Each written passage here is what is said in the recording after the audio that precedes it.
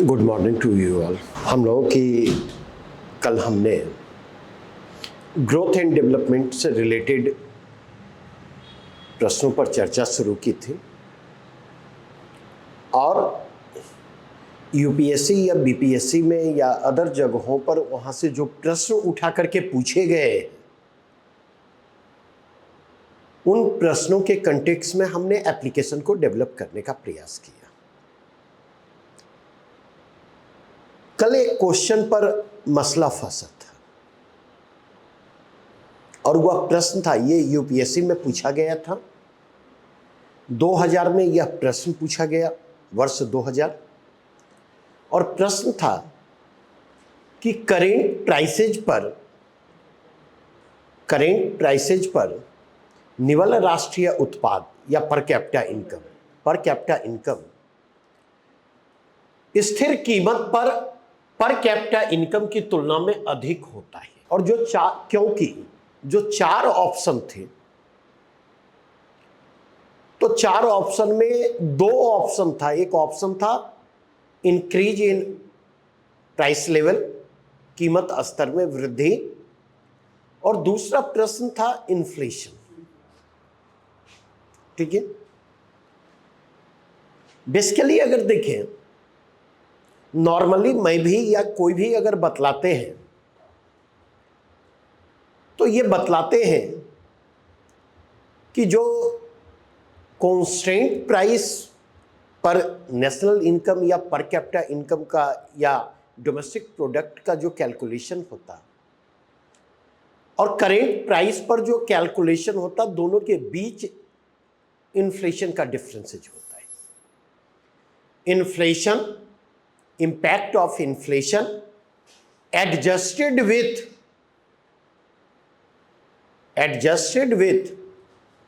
current prices जो है वह कांस्टेंट प्राइस पर जीडीपी, जीएनपी, एनडीपी, एनएनपी और पर कैपिटा इनकम उसकी ओर इशारा करता। तो उस स्थिति में देखें, उस आंसर में झटके से कोई भी मारता तो इन्फ्लेशन मारता, लेकिन उसका आंसर इन्फ्लेशन ना होकर के राइज इन प्राइस लेवल होगा। क्यों राइज इन प्राइस लेवल होगा उसको समझे, और बार बार इस चीज पर मैं जोर दे रहा हूं। इस क्लास का पर्पस ये नहीं है कि आपको पीटी की तैयारी करवा दी जाए।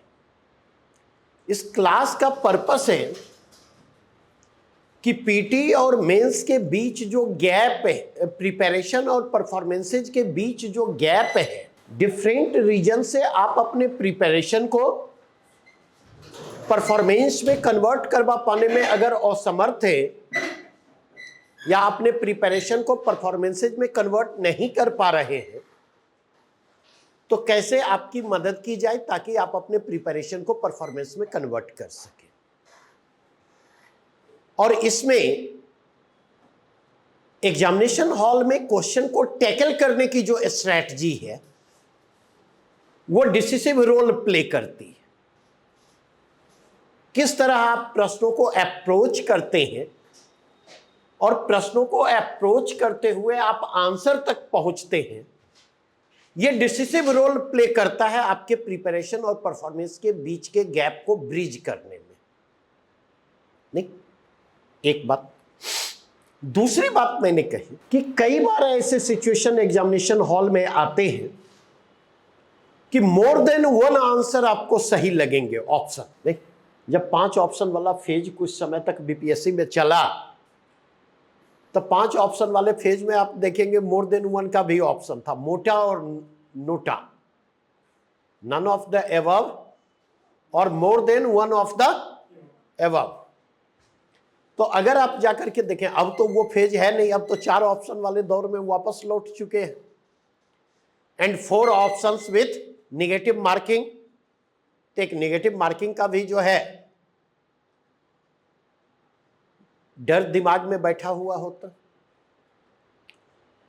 अब अगर इसके कंटेक्स्ट में देखें तो अगर ऐसे सिचुएशन हो तो जो मोस्ट एप्रोप्रिएट ऑप्शन है, जो सबसे ज्यादा सही है, उस सबसे ज्यादा सही ऑप्शन को पिक करने की जरूरत है। और यहां पर अगर आप जाकर के देखें तो बेसिकली क्या देखेंगे, बेसिकली होता यह है कि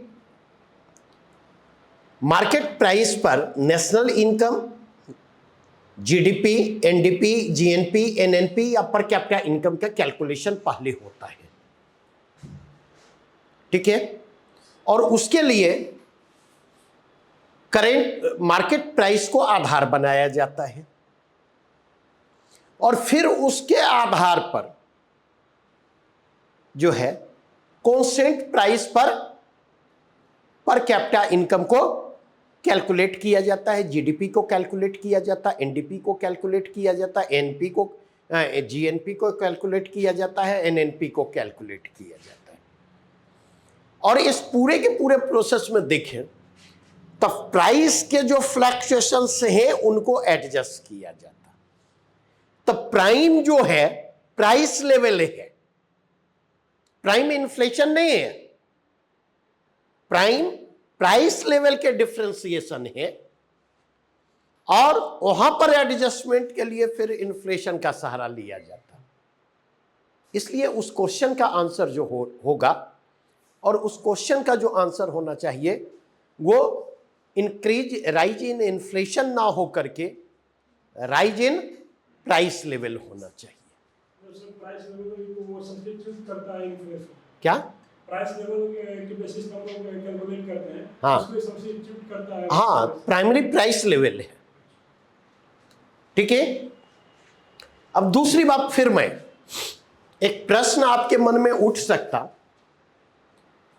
कि कल जब हमारी आपके साथ चर्चा हो रही थी तो इसको तो हमने आपके साथ डिस्कस किया है, मतलब तीन टर्म यूपीएससी में पूछे गए प्रश्नों के आलोक में हमने उठाए थे। हमने स्लो डाउन की चर्चा की थी, हमने रिसेशन की चर्चा की थी, हमने डिप्रेशन की चर्चा की थी। फिर ये नए टर्म क्यों, फिर इसको क्यों डिस्कस कर रहा है? क्योंकि इसमें अगर आप जाकर के देखेंगे दो टर्म तो सिमिलर है। सुस्ती जिसको स्लो डाउन आप कहते हैं, और दूसरा मंदी जिसको आप रिसेशन कहते हैं, ये तो सिमिलर है। अब अगर यहां पर जाकर के देखें, यहां पर एक मैसेज मैं देना चाहता, ठीक है, और बार बार इस चीज पर मैं जोर दे रहा हूं कि 55-60 से ज्यादा प्रश्न आपके पास नहीं आने जा रहे जिसको आप डायरेक्टली हिट करने की स्थिति में होंगे, जिसके बारे में आप ये जान रहे होंगे कि यही आंसर होगा। तो इसका मतलब यह हुआ कि 90 से 95 प्रश्न ऐसे होंगे जिनको हम डायरेक्ट हिट करने की स्थिति में नहीं होंगे। अब उनको हिट करेंगे या नहीं करेंगे, यह इस बात पर निर्भर करता है whether we are in a position to apply our information और नॉलेज और नोट। जो जानकारी हमारे पास है, जो समझ हमारे पास है, हम उसको अप्लाई करने की स्थिति में हैं या नहीं। अब एप्लीकेशन का मतलब क्या है इसको समझिए। फिर यहां पर दो टर्म हमारे पास नए, तेजी और दूसरा सुधार।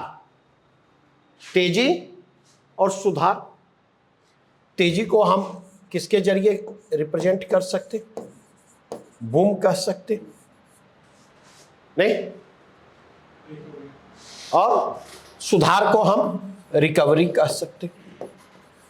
अब एप्लीकेशन का मतलब दो यहां पर है, सुस्ती नहीं।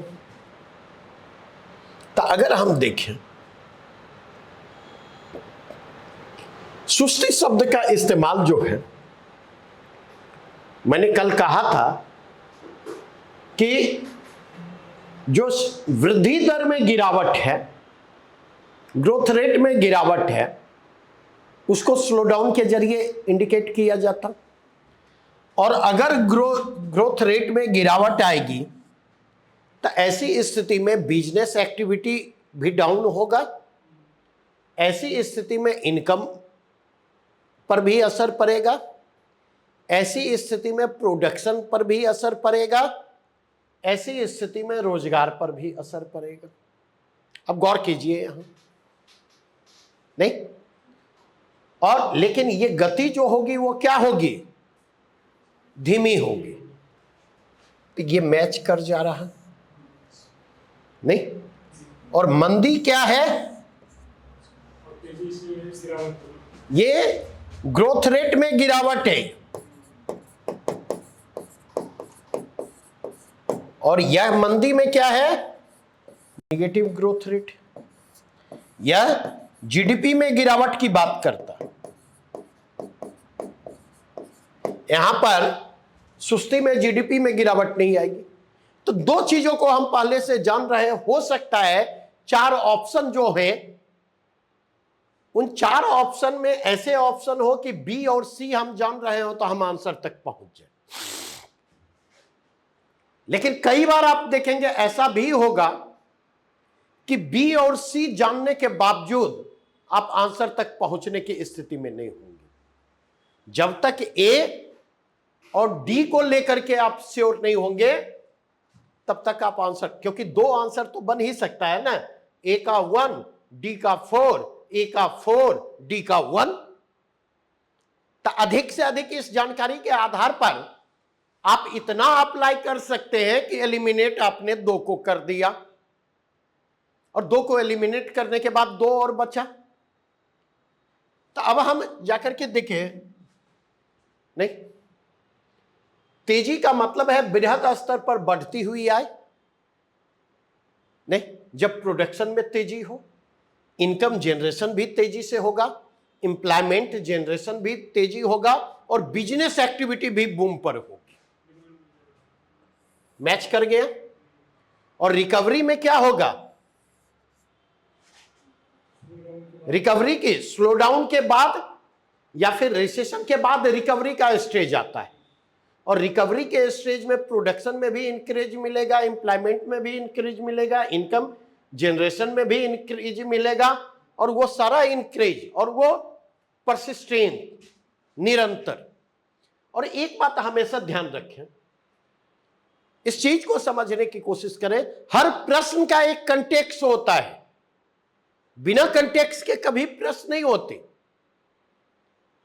हम लोग जिस दौर में तैयारी किया करते थे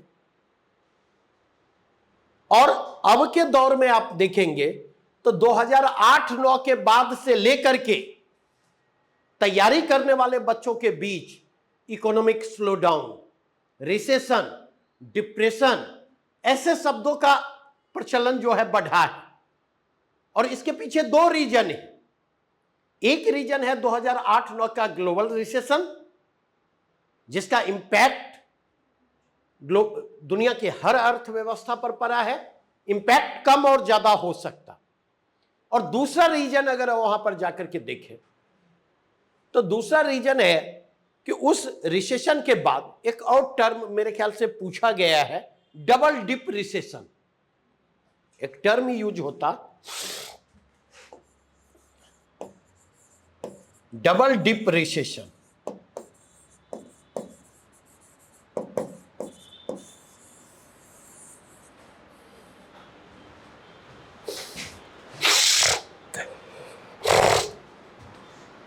हमेशा ध्यान रखें और यह मत सोचेंगे कि हिंदी में कोई और टर्म होगा।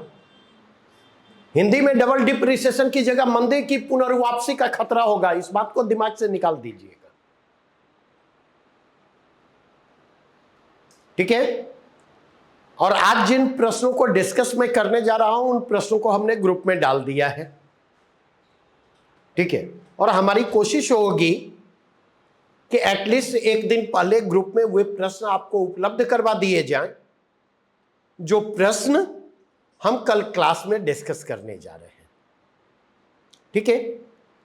आपका काम है कि एक बार माथा पच्ची करें रात में, रील देखने की बजाय, शॉर्ट्स देखने की बजाय, ठीक है, वेब सीरीज देखने की बजाय थोड़ा सा ये वाला सीरीज भी देखें। ठीक है, ये वाला सीरीज अगर देखेंगे ना तो भविष्य में रील देखने के भी इसको बचे रहेंगे, नहीं, शॉर्ट्स भी देखने के स्पेस बचे रहेंगे, नहीं, और वेब सीरीज देखने के भी स्पेस बचे रहेंगे।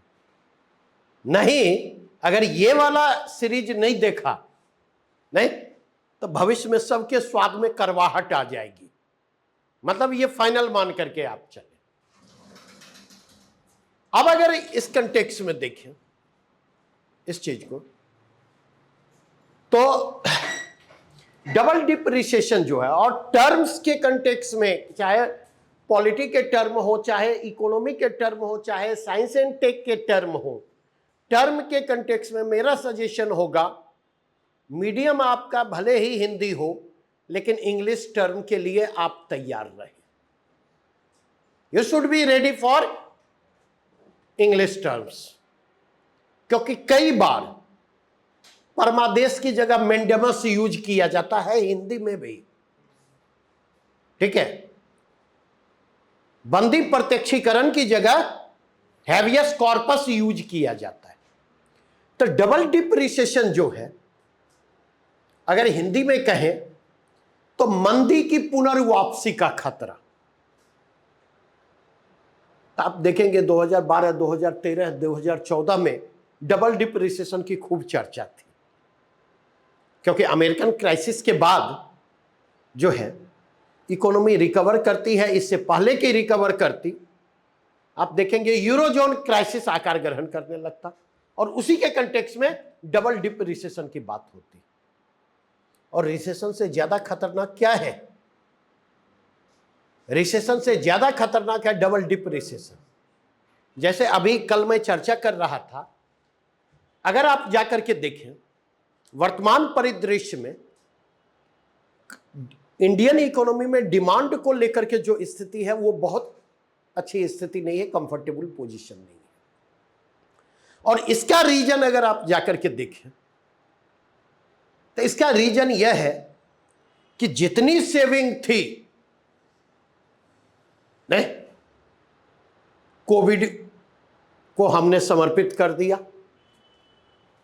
नहीं, अब हमारे पास बैकअप नहीं बचा, और अब हमारे पास बैकअप नहीं बचा तो कोई भी इकोनॉमिक शॉक अगर लगता है तो बैकिंग शॉक एब्जॉर्बर का काम करता था, अब वो बैकिंग नहीं है, तो अब उस शॉक को हम झेल पाने की स्थिति में नहीं है।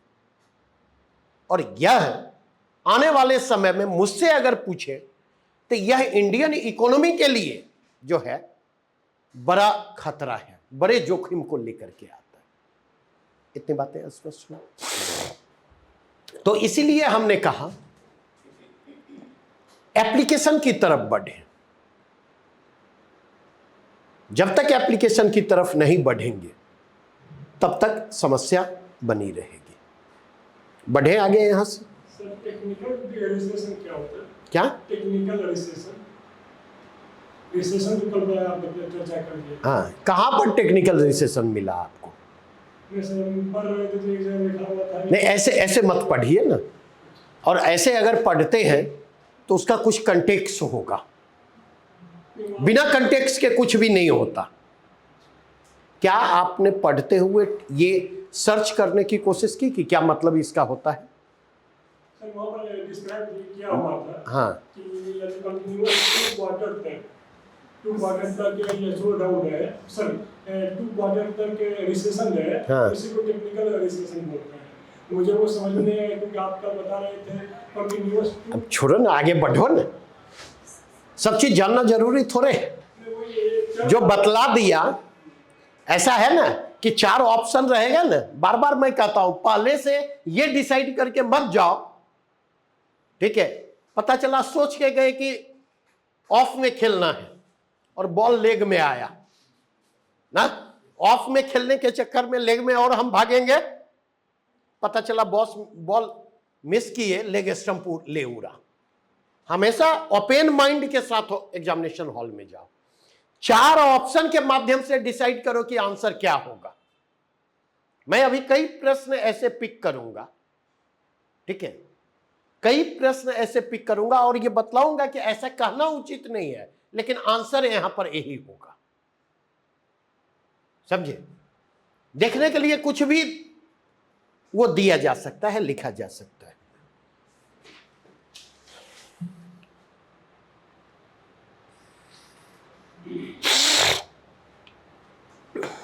दो तीन चीजें आप ध्यान रखें। यह प्रश्न बहुत महत्वपूर्ण है हमारे लिए, और आपके लिए प्रश्न बहुत आसान है ये नहीं कि इकोनॉमी के डिफरेंट सेक्टर्स जो हैं उनका जीडीपी में कंट्रीब्यूशन क्या है, उसको हमें डिसेंडिंग ऑर्डर में अरेंज करना है, घटते हुए क्रम में हमें अरेंज करना है। और कल हमारी आपके साथ चर्चा हो रही थी नेशनल इनकम के ऊपर। अभी 68वीं बीपीएससी में इकोनॉमी सेक्शन से पूछे जाने वाले प्रश्नों को आपने देखा है प्रॉपरली? 68th बीपीएससी में जो इकोनॉमी सेक्शन से प्रश्न पूछे गए हैं, क्या उसको आपने प्रॉपरली एनालाइज किया है या नहीं? बतलाइए। प्रॉपरली एनालाइज नहीं किया है तो जब आप एनालाइज ही नहीं कीजिएगा तो इतने दिनों से तैयारी क्या कर रहे थे, ये बात मुझे बतलाइए। बेसिकली 68th बीपीएससी और 69th बीपीएससी में इकोनॉमी सेक्टर से इकोनॉमी सेक्शन से पूछे जाने वाले प्रश्नों की प्रकृति में बेसिक डिफरेंसेस दिखाई पड़ेंगे। मैं आपको बतला देता, और दोनों ट्रेंड्स में चेंजेस को रिफ्लेक्ट करते हुए आते। ठीक है, जब भी इकोनॉमी सेक्शन को मैं पिक करता हूं तो इकोनॉमी सेक्शन को पिक करते हुए मैं कहता हूं कि historical evolution of Indian economy जो है इंडिपेंडेंट इंडिया में, तो उसके 3 फेजेज हैं। 1947 से 1991, 1991 से मतलब मोटे मोटी आप लेकर के चले 2014 से अब तक नहीं, और इनफैक्ट सेकेंड फेज को अगर कहें तो पिछले 2-3 साल को छोड़ करके सारे को सेकेंड फेज में भी शामिल आप कर सकते। ठीक है, मैंने जो यहां पर क्लासिफिकेशन किया 2014 तक का एक पॉलिटिकल क्लासिफिकेशन है, क्योंकि 2014 के बाद जो इंडियन इकोनॉमी है उसको एक साथ हम ले सके और एक पैटर्न को हम नोटिस कर सके। अब इकोनॉमी सेक्शन से जो मैक्सिमम प्रश्न पूछे जाते हैं, ये आपको पता है कि करंट ओरिएंटेशन वाले पूछे जाते। तो ये जो थर्ड पार्ट है, मतलब पिछले 2-3-4 वर्षों में इंडियन इकोनॉमी में जो हो रहा है प्रश्नों में उनको ज्यादा तवज्जो दी जाती है। और 68वीं के पहले तक बीपीएससी में जो प्रश्न पूछे जाते थे उसमें देखेंगे पिछले साल भर के दौरान जो विजिबल डेवलपमेंट है इकोनॉमी में, सीधे वहां से वन लाइनर क्वेश्चन उठा करके डाल दिए जाते। लेकिन 68वीं बीपीएससी में अगर आप जाकर के देखें तो 68वीं बीपीएससी में 1947 से लेकर 2014 तक इंडियन इकोनॉमी के जो डेवलपमेंट है, हिस्टोरिकल डेवलपमेंट जो है, 50% से ज्यादा इकोनॉमिक सेक्टर से प्रश्न जो है इसी जोन से उठा करके पूछे गए, मोर देन 50%। इसका मतलब यह है कि 1947 से लेकर हाल फिलहाल के पहले तक इंडियन इकोनॉमी का जो हिस्टोरिकल डेवलपमेंट है, बहुत माइक्रो एनालिसिस में नहीं जाना है, लेकिन मोटा मोटी जो वहां पर डेवलपमेंट है उससे हमें परिचित होना है और उसको हमें प्रॉपरली रेस्पॉन्ड करना है। और अगर आप देखें तो इस बार भी 2 या 3 प्रश्न 69वीं बीपीएससी में हिस्टोरिकल इवोल्यूशन से उठा करके पूछे गए, जबकि 69वीं बीपीएससी में अगर आप जाकर के देखें तो स्ट्रेट फॉरवर्ड जो प्रश्न पूछा गया है वो most of the question conceptual nature के। अब इस कंटेक्स्ट में देखें तो हम अच्छी तरह से जानते जीडीपी में कंट्रीब्यूशन के पॉइंट ऑफ व्यू से मैक्सिमम कंट्रीब्यूशन किसका है? सर्विसेज सेक्टर के बाद दूसरा अगर आप चले आवे इंडस्ट्री का ले और सेकेंडरी सेक्टर का है, और फिर प्राइमरी सेक्टर का है या एग्रीकल्चर के। मोटा मोटी आप लेकर के चले सर्विसेज सेक्टर 60% प्लस माइनस से वो फ्लैक्चुएट करता, कभी 59 होगा, कभी 58 होगा, कभी 59.5 होगा। प्राइमरी सेक्टर एग्रीकल्चर सेक्टर के कंट्रीब्यूशन को देखें, that will be near about 17% plus minus. बातें स्पष्ट। और मोटा मोटी जो है 30% के आसपास ये जाएगा। नहीं, एग्रीकल्चर और सर्विसेज का प्लस माइनस एडजस्ट होता रहता है। तो ये तो एक आउटलाइन है, विजिबल आउटलाइन है। ये नेशनल इकोनॉमी में भी यही पैटर्न दिखेगा, बिहार की इकोनॉमी में भी कमोबेश आपको यही पैटर्न दिखेगा। बिहार की इकोनॉमी में थोड़ा फ्लैक्चुएशन को लेकर के सजग रहने की जरूरत है, क्योंकि एग्रीकल्चर और इंडस्ट्री के बीच माइन्यूट गैप है, ठीक है। और वो गैप अगर करंट इकोनॉमिक सर्वे के कंटेक्स्ट में बात करूं तो 0.something% का गैप है, अपर एज इंडस्ट्री के पक्ष में है। इस बात को ध्यान में रखिएगा। लेकिन अब इस प्रश्न को पिक करने के पर्सपेक्टिव हमारे अलग हैं, और कल के डेट में प्रश्न वहां से भी उठा करके पूछे जा सकते। और बार बार मैं कह रहा हूं, प्रश्न को इमेजिन करना सीखें। जब तक प्रश्नों को आप इमेजिन करना नहीं सीखेंगे, परेशानियां आपकी बनी रहेगी।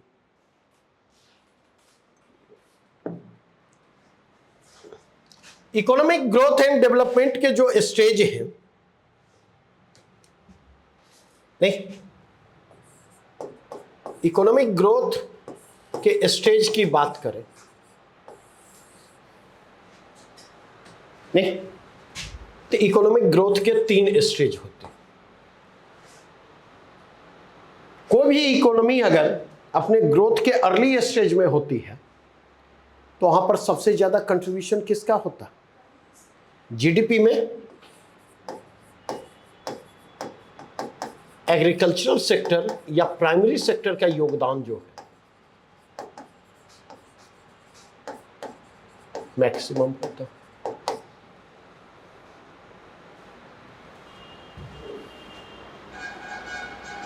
जैसे देशों के, दुनिया के विभिन्न देशों के क्लासिफिकेशन के बारे में सुनते होंगे, तो क्लासिफिकेशन एक LDC country, least developed country, नहीं, तो जो लीस्ट डेवलप्ड कंट्री है उनकी इकोनॉमी में प्राइमरी सेक्टर का कंट्रीब्यूशन जीडीपी में ज्यादा रहेगा। जब इकोनॉमी, कुछ अपवाद भी हैं, ठीक है, हर नियम के अपवाद होते।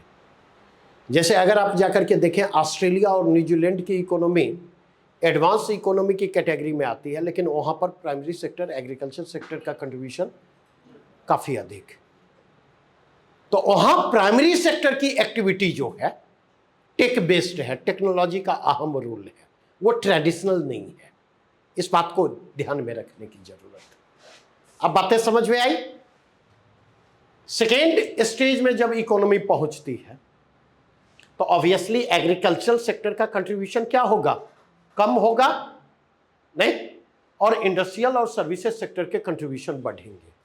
तो यहां पर अगर आप जाकर के देखेंगे, और थर्ड स्टेज जो है,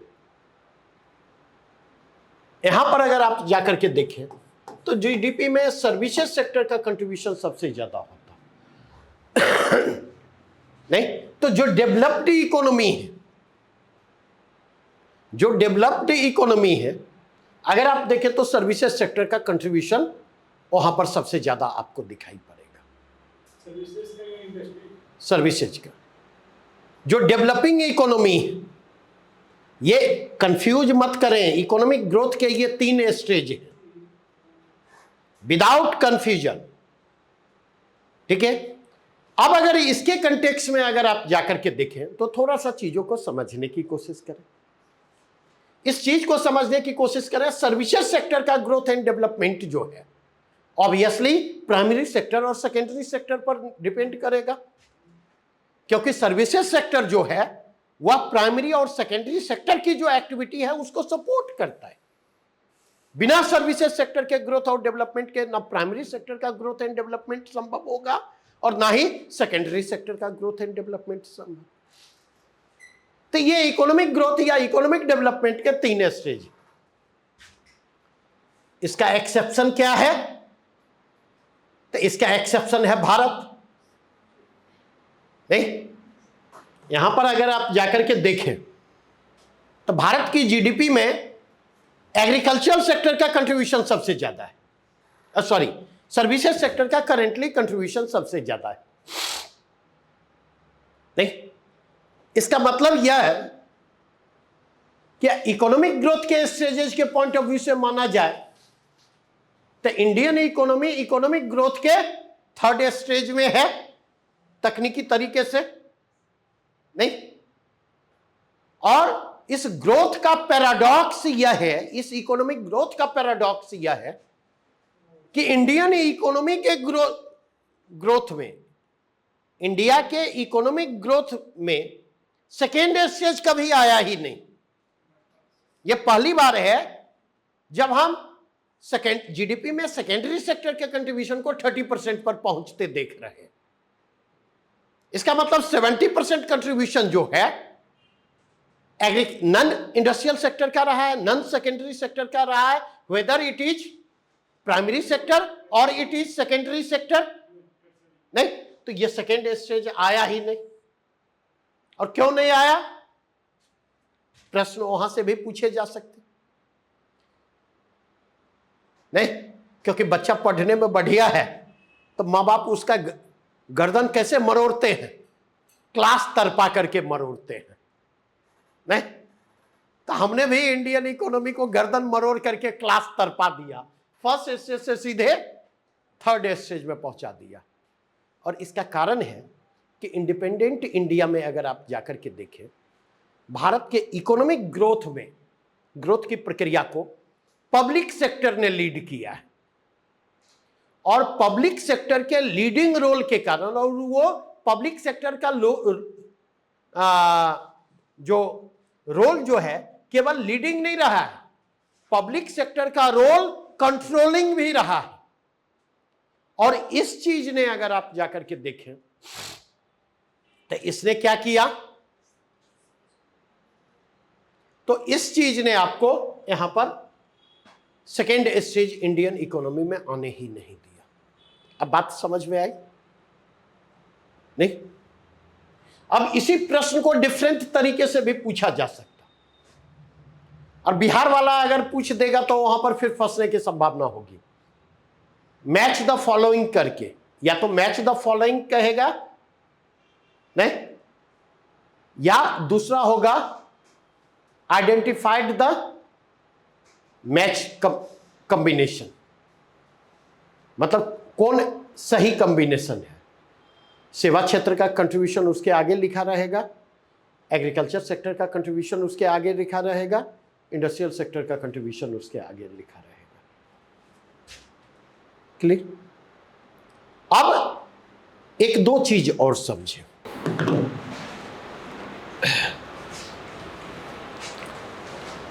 अब हम गौर करें,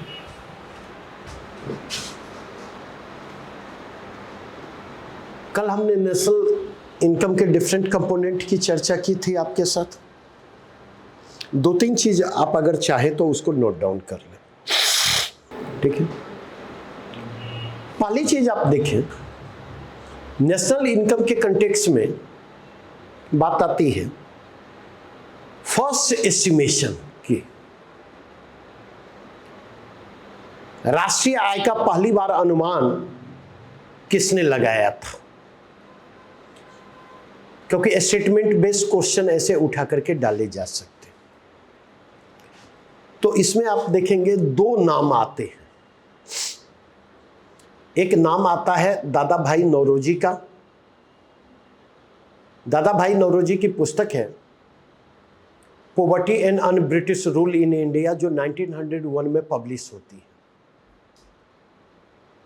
और कहा जाता है कि पहली बार उसी पुस्तक में दादा भाई नौरोजी ने इंडिया के नेशनल इनकम को एस्टिमेट किया था। नहीं,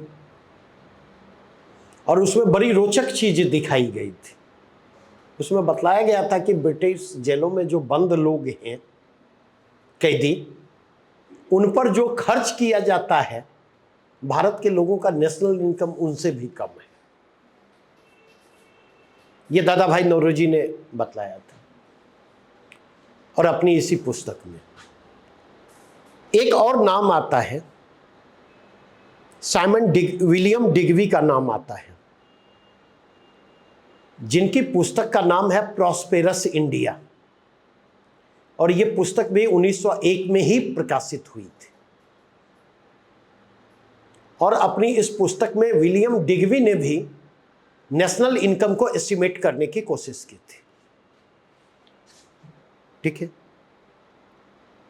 और दोनों पुस्तकों की एक और संदर्भ में अहमियत है, चाहे दादा भाई नौरोजी की पुस्तक हो या विलियम डिग्वी की पुस्तक हो, ड्रेन ऑफ वेल्थ की चर्चा दोनों जगहों पर है।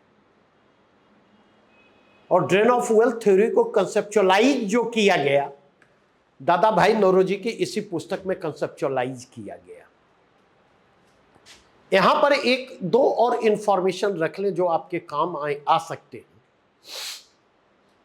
1867 में पहली बार, 1867 में पहली बार दादा भाई नौरोजी ने ड्रेन ऑफ वेल्थ की चर्चा की थी, और उनका ऐसे है इंग्लैंड डेब्ट्स टू इंडिया।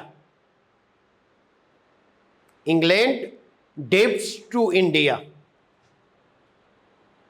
ठीक है। लंदन में ईस्ट इंडिया एसोसिएशन में स्पीच देते हुए दादा भाई नौरोजी ने ड्रेन ऑफ वेल्थ की बात की थी। और इसी के कंटेक्स्ट में अगर आप जाकर के देखें तो एक और महत्वपूर्ण सूचना आपको उपलब्ध करवा दूं। वह क्या है? तो वह यह कि इंग्लैंड्स डेब्ट टू इंडिया, यह एक पुस्तक भी है। यहां 1867 में दादा भाई नौरोजी के आलेख की बात की जिसमें ड्रेन ऑफ वेल्थ की चर्चा, और इस नाम से एक पुस्तक का भी प्रकाशन हुआ 1917 में, 1917 में। और इस पुस्तक के लेखक कौन थे, कोई बतलाएंगे? प्री की तैयारी तो आप लोगों की चल रही होगी, बतलाइए। इस पुस्तक के लेखक लाला लाजपत राय।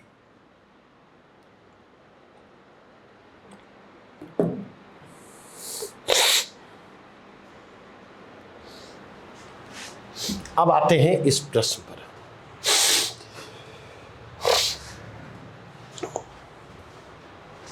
ठीक है, यहां पर प्रश्न, यहां पर बात किसकी की जा रही है? यहां पर बात की जा रही है डेमोग्राफिक ट्रांजिशन की।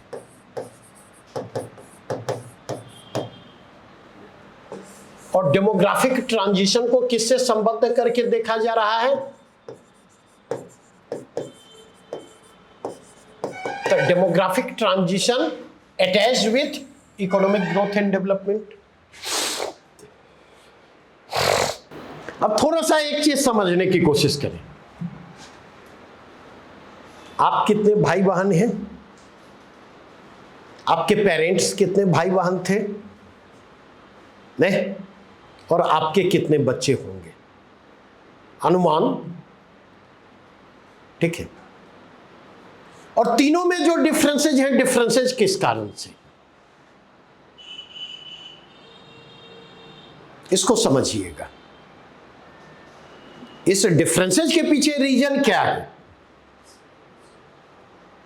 और अगर इस रीजन को आप समझते हैं तो प्रश्न, इस तरह के प्रश्नों को रिस्पॉन्ड करना आसान होगा। इकोनॉमिक ग्रोथ के हिसाब से हमने कैटेगराइज क्या किया, इकोनॉमी को 3 श्रेणियों में क्लासिफाई किया, लेस डेवलप्ड, उसके लिए दूसरा डेवलपिंग, और तीसरा एडवांस्ड और डेवलप्ड इकोनॉमी। नहीं, जब कोई भी इकोनॉमी इकोनॉमिक ग्रोथ के अर्ली स्टेज में होती है, इकोनॉमिक ग्रोथ के अर्ली स्टेज में होती है, तो उस इकोनॉमी में बुनियादी सुविधाओं का, बेसिक मिनिमम नेसेसिटीज जो होती हैं, उनका अभाव होता है। और बेसिक इनकम नेसेसिटीज का अभाव अगर वहां पर होगा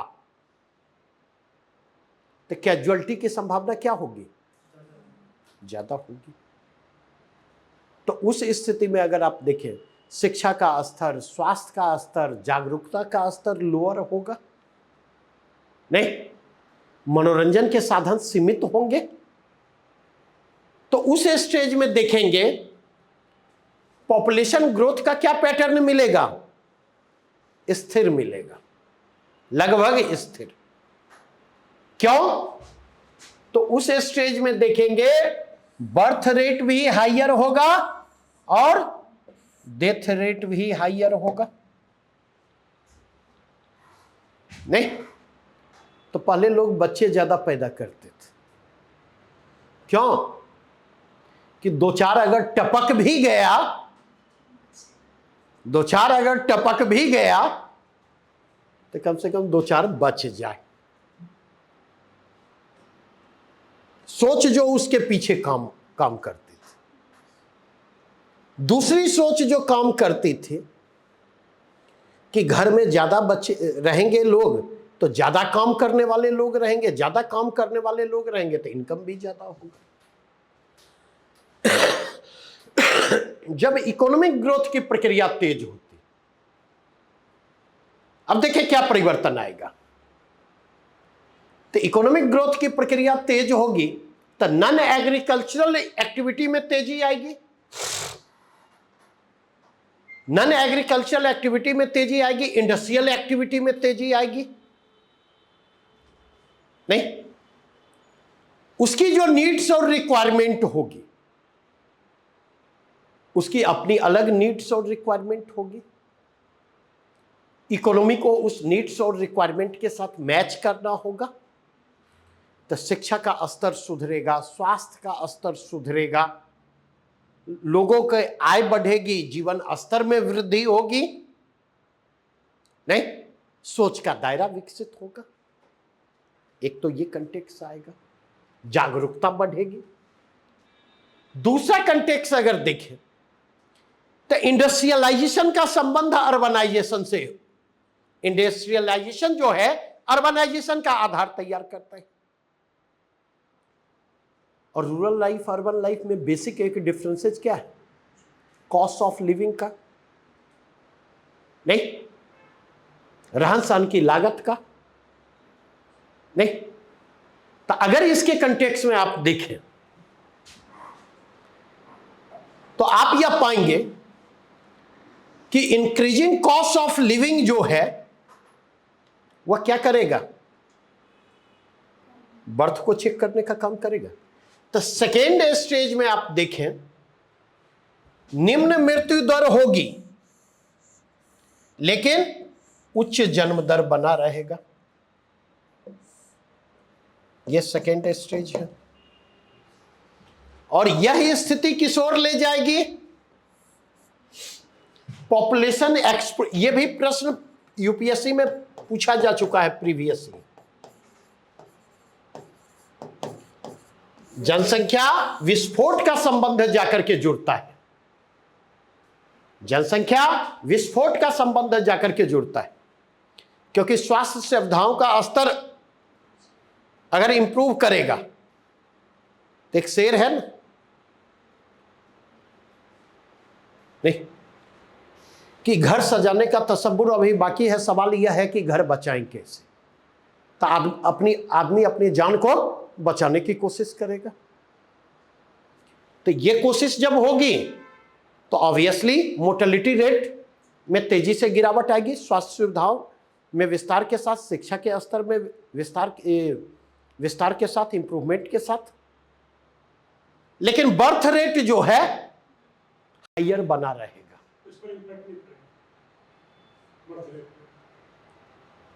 अब जैसे सबसे पहले एक बात हमेशा ध्यान रखो, शब्दों का प्रयोग बड़ा संभल करके करो। इंपैक्ट नहीं पड़ेगा और लिमिटेड इंपैक्ट पड़ेगा। अब प्रतीक्षा करो ना, इंपैक्ट नहीं पड़ेगा और लिमिटेड इंपैक्ट पड़ेगा। सोच के बदलने की प्रक्रिया धीमी होती है या तेज? इस बर्थ रेट का संबंध किससे है? मृत्यु दर में गिरावट इन फ्यूचर एश्योर करने का काम करेगी कि नहीं अब उतने बच्चे की जरूरत नहीं है। मतलब अगर 2 भी बच्चे हो तो उनके सरवाइव करने की संभावना हो सकती है, रहेगी। तो यह इसको चेक करने के लिए एश्योरेंस का काम करेगा। इसका एक ट्रांजिशन फेज होगा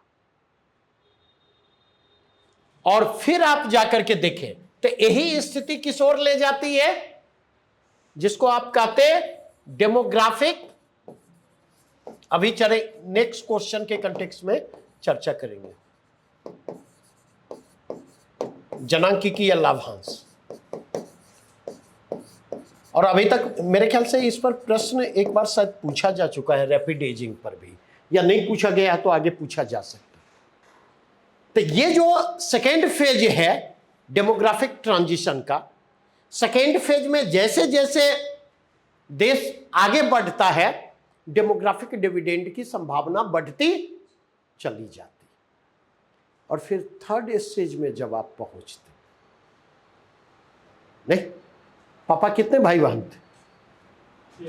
हाँ दादाजी 2 भाई बहन? 2 भाई। नॉर्मल अगर आप जाकर के देखिए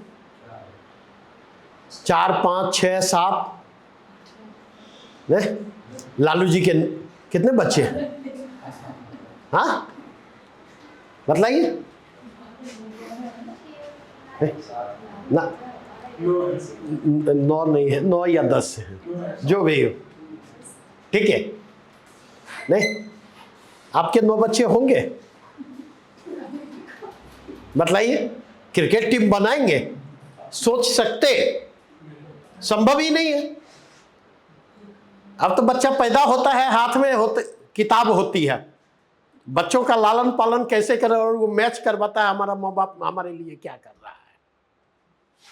तो ये थर्ड स्टेज जो है जिसमें मोर्टेलिटी रेट भी चेक होता है और बर्थ रेट भी चेक होता है। तो ये डेमोग्राफिक ट्रांजिशन का थर्ड स्टेज है। नहीं आप जाकर के देखें, जो भी एडवांस इकोनॉमी है, भारत अभी भी कहां है? सेकेंड स्टेज के एडवांस स्टेज में है। और भारत में भी अलग अलग स्थिति दिखाई पड़ेगी। साउथ में यह स्थिति दिखाई पड़ेगी, साउदर्न इंडिया में। वेस्टर्न इंडिया वहां पहुंचने के करीब है। नॉर्दर्न इंडिया के भी कुछ स्टेट हैं जो वहां पहुंचने की स्थिति में है। लेकिन रीजनल पैटर्न की बात करूं, ईस्टर्न इंडिया और वेस्टर्न इंडिया अभी भी कहां है? नहीं, और उनमें भी देखिए बिहार बच्चे पैदा करने में अभी सबसे आगे है। तो इस चीज को हम समझें। तो अगर इस स्ट्रक्चर को हम समझ रहे तो अगला प्रश्न देखें क्या है। तो इसका आंसर अरेंजमेंट क्या हो जाएगा? 2 3 1। वापस लौटे। अभी हम चर्चा कर रहे थे ना डेमोग्राफिक डिविडेंड की, और यहां पर एक शब्द और लिख ले, मैं मिस कर गया, rapid ageing. Rapid ageing Hindi में भी यही टर्म होगा, नहीं? रैपिड एजिंग की समस्या का संबंध डेमोग्राफिक ट्रांजिशन के सेकेंड से थर्ड एज की ओर बढ़ने पर होता है।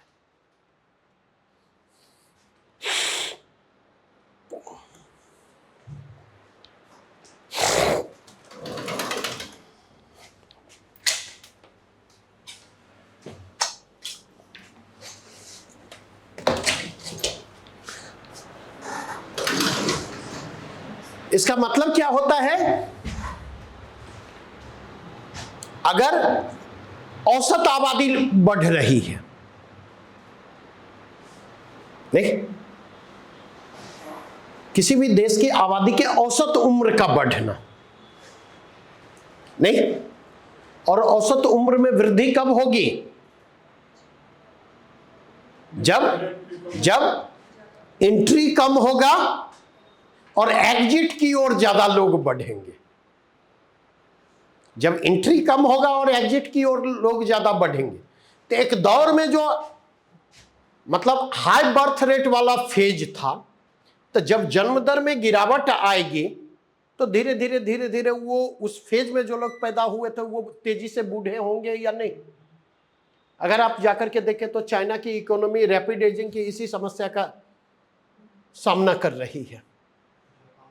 लेबर मार्केट, हाँ, जो भी एडवांस इकोनॉमी है वहां पर इस सिचुएशन का। और चीन जापान हम क्यों जाएं? भारत में अगर आप आकर के देखें, अगर नॉर्थ इंडियन सरप्लस लेबर का सप्लाई रुक जाए तो south Indian economy, western Indian economy collapse करने की कगार पर पहुंच जाएगी। क्यों? तो साउदर्न इंडिया और वेस्टर्न इंडिया दोनों तेजी से रैपिड एजिंग की चुनौती का सामना कर रहे हैं। और रैपिड एजिंग की चुनौती का सामना करने का मतलब यह है कि जो वर्कफोर्स है, उस वर्कफोर्स से तेजी से लोग बाहर निकलेंगे, नहीं, प्रोडक्टिव एज ग्रुप से बाहर निकलेंगे और एंट्री की प्रक्रिया धीमी है। तो डिमांड और सप्लाई का बैलेंस क्या होगा? डिमांड और सप्लाई का बैलेंस वहां पर बिगड़ेगा, नहीं, और डिमांड और सप्लाई का बैलेंस अगर बिगड़ेगा तो लेबर कॉस्ट क्या होगा? मौका मिले तो एक कहानी जरूर पढ़िएगा, प्रेमचंद की कफन कहानी है। घिसू और माधव बाप बेटे, ठीक है। जब डिमांड और सप्लाई का बैलेंस बिगड़ता है तब क्या होता है? उसे बेहतर प्रमाण नहीं मिलेगा। घिसू और माधव जैसे कामचोरों की मांग बढ़ जाती है, उस पर निर्भरता बढ़ जाती है, और जब उनको लोग तलाशने जाते हैं, नहीं, तो जो प्रचलित मजदूरी है उससे दुगुनी मजदूरी मांगते हैं वो।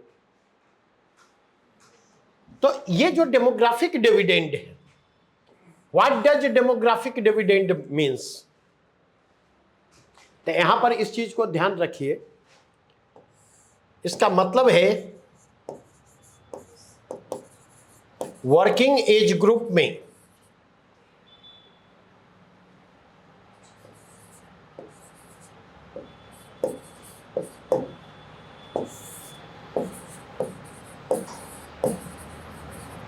Surplus population. Working age group मतलब भारत में यह है, इंडियन डेफिनेशन है 15 से 59 साल, 15 to 59, और आईएमएफ ने वर्किंग एज ग्रुप को डिफाइन जो किया है वो है 15 से 64 साल।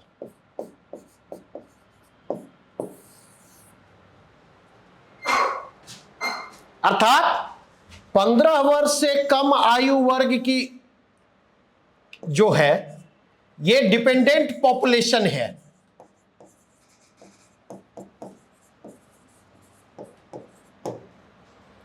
ठीक है, ये जो है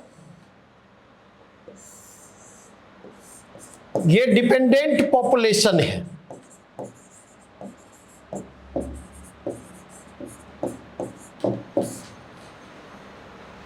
बातें स्पष्ट हुई? ये निर्भर जनसंख्या है, और ये 15 से 64 वर्ष के एज ग्रुप वाली जनसंख्या क्या है?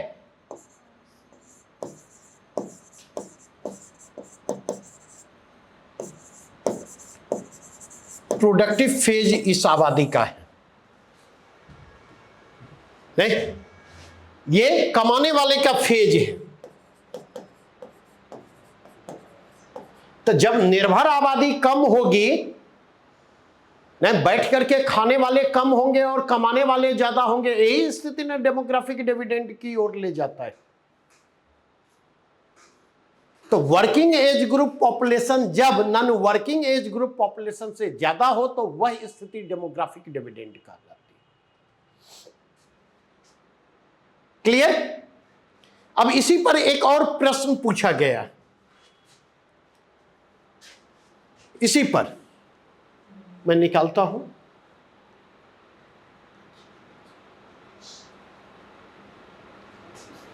अब ये प्रश्न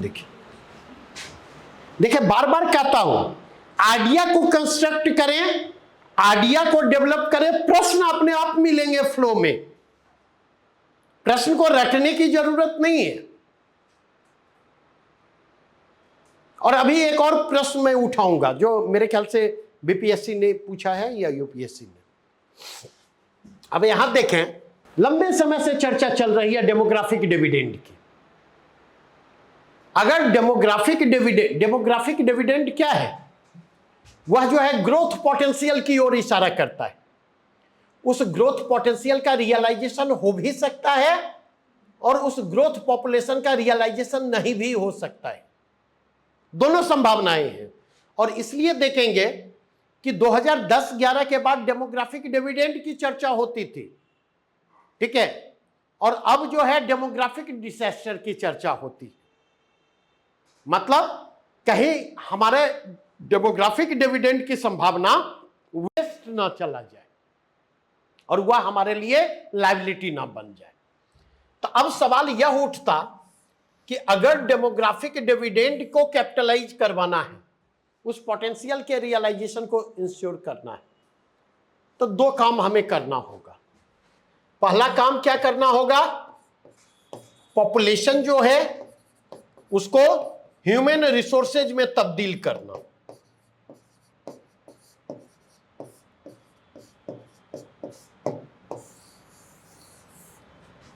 और पॉपुलेशन को ह्यूमन रिसोर्सेज में तब्दील करने का मतलब क्या है? नहीं, इसके लिए प्रॉपर एजुकेशन, हेल्थ, एजुकेशन के जरिए हम मेंटल कैपेबिलिटी के डेवलपमेंट को इंश्योर करेंगे और हेल्थ के जरिए हम फिजिकल कैपेबिलिटी को डेवलप करेंगे। दूसरा काम क्या करना होगा? उत्पादकता में वृद्धि। जो ह्यूमन रिसोर्सेज है उसकी बेटर प्रोडक्टिविटी को इंश्योर करना होगा, और उसकी बेटर प्रोडक्टिविटी को इंश्योर करने के लिए आवश्यकता क्या है? आप जिसको कहते हैं capacity building, capacity enhancement building. इसमें क्या चीज सहायक है? तो इसमें सहायक है SDT, skill development and training. लेकिन इतने से ही काम नहीं चलेगा, इसके लिए एक और काम क्या करना होगा? इसके लिए एक और काम हमें करना होगा, वह है उसकी एम्प्लॉयबिलिटी को इंश्योर करना। ह्यूमन रिसोर्सेज तैयार हो गया, जैसे ह्यूमन रिसोर्सेज इन्वेस्टमेंट के लिए इन्वेस्ट हम करते, वह ह्यूमन कैपिटल में तब्दील हो जाता नहीं। तो इसके लिए एम्प्लॉयबिलिटी को इंश्योर करना होगा,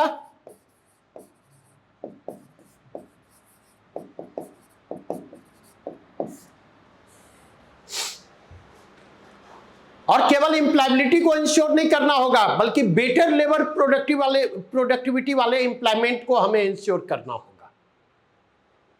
लेबर प्रोडक्टिविटी बेहतर होगी, इनकम जनरेशन की संभावना उतनी ज्यादा होगी। अब प्रश्न की तरफ लौटे, नहीं, अब गौर करें और बार बार कहता हूं चारों ऑप्शन पर अटैक करें।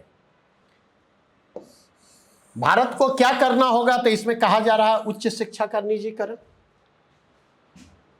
हायर एजुकेशन के निजीकरण। यही तो एजेंडा है, यही तो एजेंडा है। हायर एजुकेशन के प्राइवेटाइजेशन का मतलब क्या है? हायर एजुकेशन क्या होगी?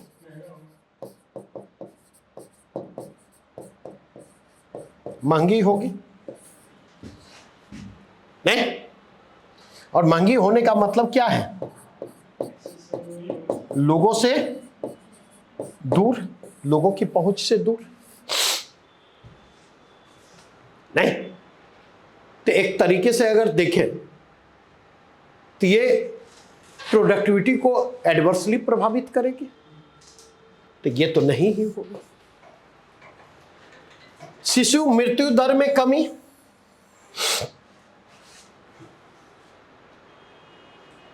नहीं। शिशु मृत्यु दर में कमी का डेमोग्राफिक डिविडेंड से कोई लेना देना है? बताइए।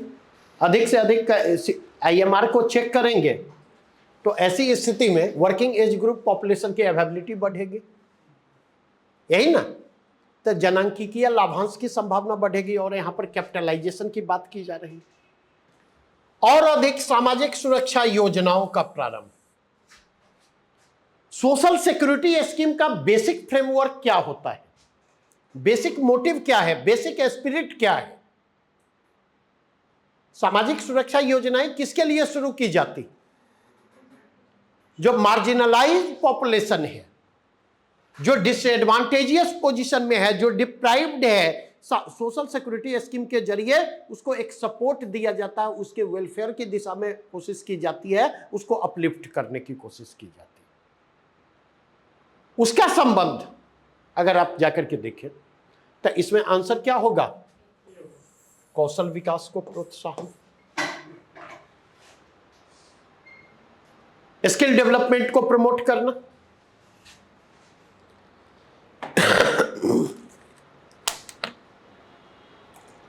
बढ़े आगे। एक और प्रश्न यहां पर पूछा गया है ना कि एक अवधारणा के रूप में ह्यूमन कैपिटल फॉर्मेशन की बेहतर व्याख्या एक प्रक्रिया के संदर्भ में की जाती है। अब देखें, किसी देश के व्यक्तियों द्वारा अधिक पूंजी संचय करने से ह्यूमन कैपिटल फॉर्मेशन का इससे कोई संबंध नहीं, तो एक नहीं होगा। आप लोगों को टाइम मैनेजमेंट में समस्या आती है ना एग्जामिनेशन हॉल में, या नहीं आती? क्यों आती है? नहीं, एक नहीं होगा डिसाइड कर लिया, तो आप दो पर दिमाग लगाएंगे? दो पर दिमाग लगाने की जरूरत है? देखिए, तो हमें सीधे किस पर सोचना है? हाँ, 3 और 4 नहीं। अगर 3 और 4 में देखें तो थर्ड क्या है? नहीं, स्किल लेवल में इंक्रीज, ठीक है। और फोर्थ क्या है? नॉलेज लेवल, स्किल लेवल और कैपेसिटी बिल्डिंग। तो अगर आप देखें तो तीसरा भी होना चाहिए, चौथा भी होना चाहिए, लेकिन तीसरा नहीं होगा। क्यों नहीं होगा? तो एक ठेठी में कहावत, बेल के गाछ में बेल पकले वैसे कौआ बाप के की। बेल के गाछ में बेल पाकले वैसे कौआ बाप के की। मतलब बेल कच्चा हो या पक्का हो, इससे कौए के ऊपर फर्क पड़ेगा नहीं। क्यों? क्योंकि कौए की चोंच बेल की सख्त दीवार को भेद नहीं सकती। नहीं, अमरूद पके, आम पके तो कौए को फायदा होगा। बात समझे? अब ये बात मैंने क्यों कहा? मतलब कई बार आप देखें, मतलब समझ की भूमिका कितनी डिसिसिव होती है। अगर भारत के skill development and training program की बात करें तो उसका सबसे बड़ा लिमिटेशन है। और सबसे बड़ा लिमिटेशन क्या है कि स्किल डेवलपमेंट एंड ट्रेनिंग का जो हमारा मैकेनिज्म है, हमारा जो स्ट्रक्चर है, वो डिमांड ओरिएंटेड नहीं है, वो सप्लाई ओरिएंटेड है। इसका मतलब समझ में आया? जैसे मेंस वगैरह के आंसर राइटिंग की आप लोग कोशिश करते हैं, तो अप्रोच क्या होना चाहिए और क्या होता है? जो जानते हैं सब लिख दिए, उसकी जरूरत हो या उसकी जरूरत नहीं हो। अब ससुरे एग्जामिनर की जिम्मेवारी है कि वो आइडेंटिफाई करे कि उसकी जरूरत थी या नहीं, और अगर उसकी जरूरत की चीजें हैं तो वो उठा ले, नहीं भी उठाया तो कोई बात नहीं, फिर अगली बार देंगे। नहीं, सवाल यह है कि जो skill development and training services हम उपलब्ध करवा रहे हैं, उस स्किल की मार्केट में जरूरत है या नहीं है। स्किल तो डेवलप हो रहा, स्किल डेवलप हो रहा, कैपेसिटी भी बिल्डअप हो रही है, लेकिन उसका एक पर्पस होना चाहिए ना, वो पर्पसफुल होना चाहिए ना। अगर एम्प्लॉयबिलिटी उसके कारण नहीं बढ़ रही है तो वो यूजलेस है स्किल, वो यूजलेस है कैपेसिटी बिल्डिंग। मेरी बातें समझ में आई या नहीं? नहीं, अब पता चला डिमांड किसी और स्किल का है, सप्लाई कोई और हम कर रहे हैं। मोस्ट ऑफ द केस में यही हो रहा है। नहीं, अरे इसका सबसे बढ़िया उदाहरण दूंगा।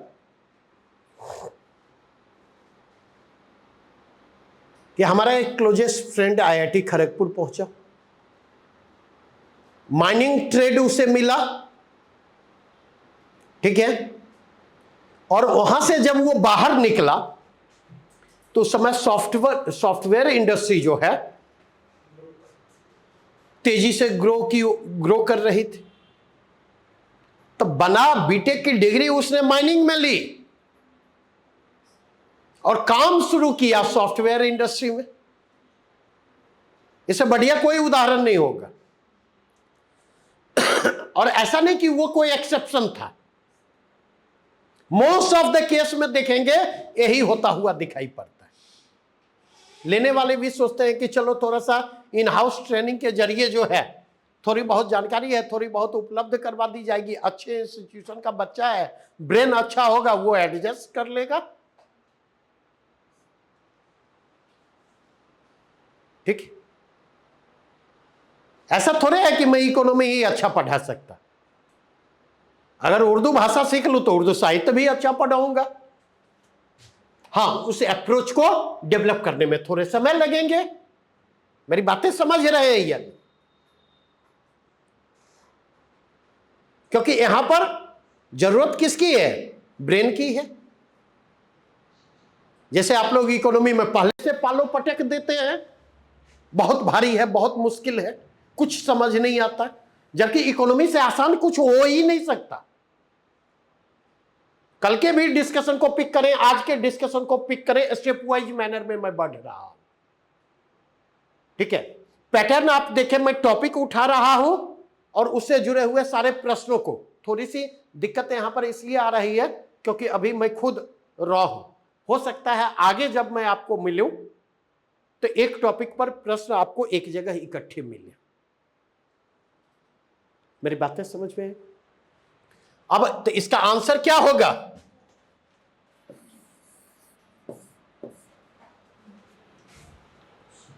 क्योंकि यहां पर जाकर के देखें, ज्ञान कौशल उसको कैपेसिटी से अटैच किया गया है, कैपेसिटी इनहांसमेंट से संबद्ध करके देखा गया। बढ़ो आगे। अब आप देखें, शिशु मृत्यु दर के बारे में बात की जा रही है,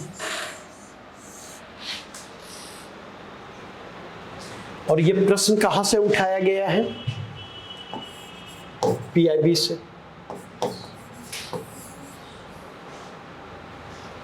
नहीं? और यहां से जो प्रश्न पूछा जाता, ध्यान रखेंगे,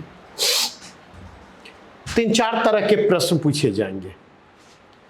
इन्फेंट मोर्टेलिटी रेट से प्रश्न पूछा जाता, सीएमआर से प्रश्न पूछा जाता, चाइल्ड मोर्टेलिटी रेट, बाल मृत्यु दर, एमएमआर से प्रश्न पूछा जाता, मैटरनल मोर्टेलिटी रेट। नहीं, और टीएफआर टोटल फर्टिलिटी रेट, और एक होता है प्रतिस्थापन दर।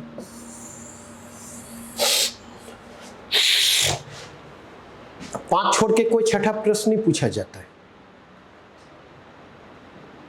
पलट करके देखा, प्रीवियस ईयर के प्रश्नों को पलट रहे हैं, इसके बाहर भी कुछ पूछा जाता है और तब भी आप गलत करके आते, तब भी आप गलत करके आते। अब अगर इस प्रश्न में देखें, जब आईएमआर की बात आती है तो 0 to 1 ईयर, सीएमआर की बात आती है नहीं तो 0 to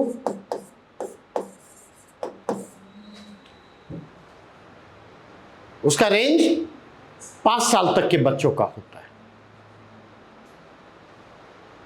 बढ़े आगे। अब अगर देखें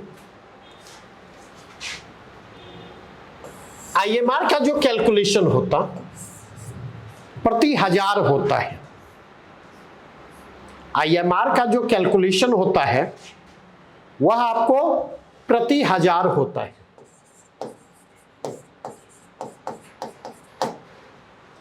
और एमएमआर का जो कैलकुलेशन होता, अब यहीं पर समझिए, क्या प्रश्न पूछा जाएगा, कहां पर आप फंसेंगे, मैं उसी को हिट कर रहा। एमएमआर का जो होता है पर लाख जीवित प्रसव,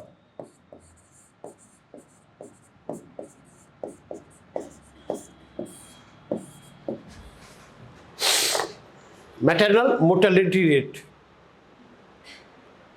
प्रति लाख जीवित प्रसव उसका कैलकुलेशन होता है मैटरनल मोर्टेलिटी रेट का।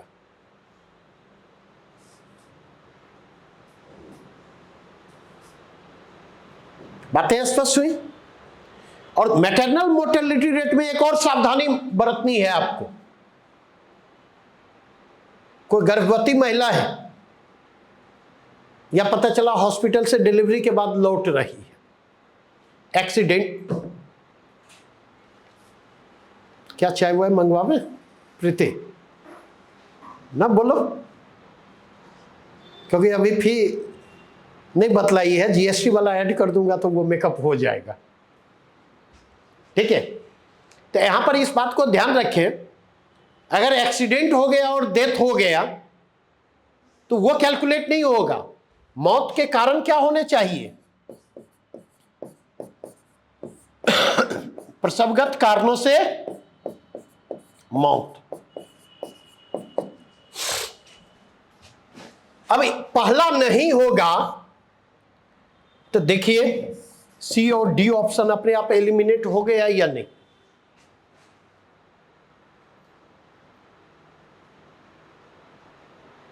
अब हमें क्या देखना है, तीन दोनों में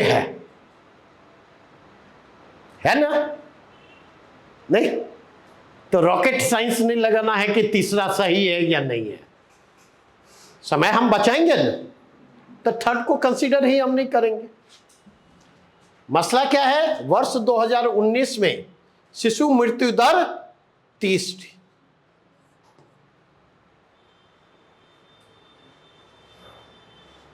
अब यहां पर देखिए, दो में भी दिमाग लगाने की जरूरत नहीं है, 2-3 दोनों में है, तो दिमाग कहां लगाना है,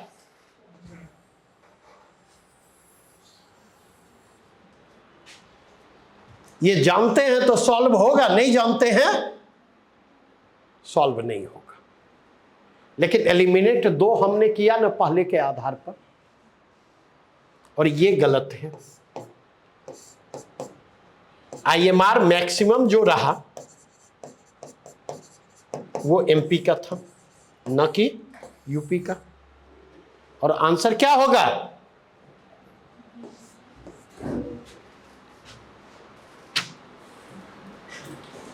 बार बार कह रहा हूं, क्वेश्चन को टैकल करने के तरीके को पकड़े। सब चीज हम जाने ही जरूरी नहीं है। चलिए बड़ा बढ़िया प्रश्न है। ग्लोबलाइजेशन के इंपैक्ट के बारे में और भारत पर इसका प्रभाव।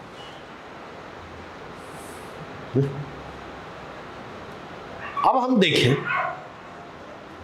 ग्लोबलाइजेशन ने क्या किया, विदेशी निवेश के प्रवाह को क्या किया, इंक्रीज किया। और यहां पर ध्यान रखेंगे, प्रश्न पूछा जा रहा है कौन सा सत्य नहीं है। नहीं, आधा पढ़ करके नॉट ट्रू की बात हो रही है।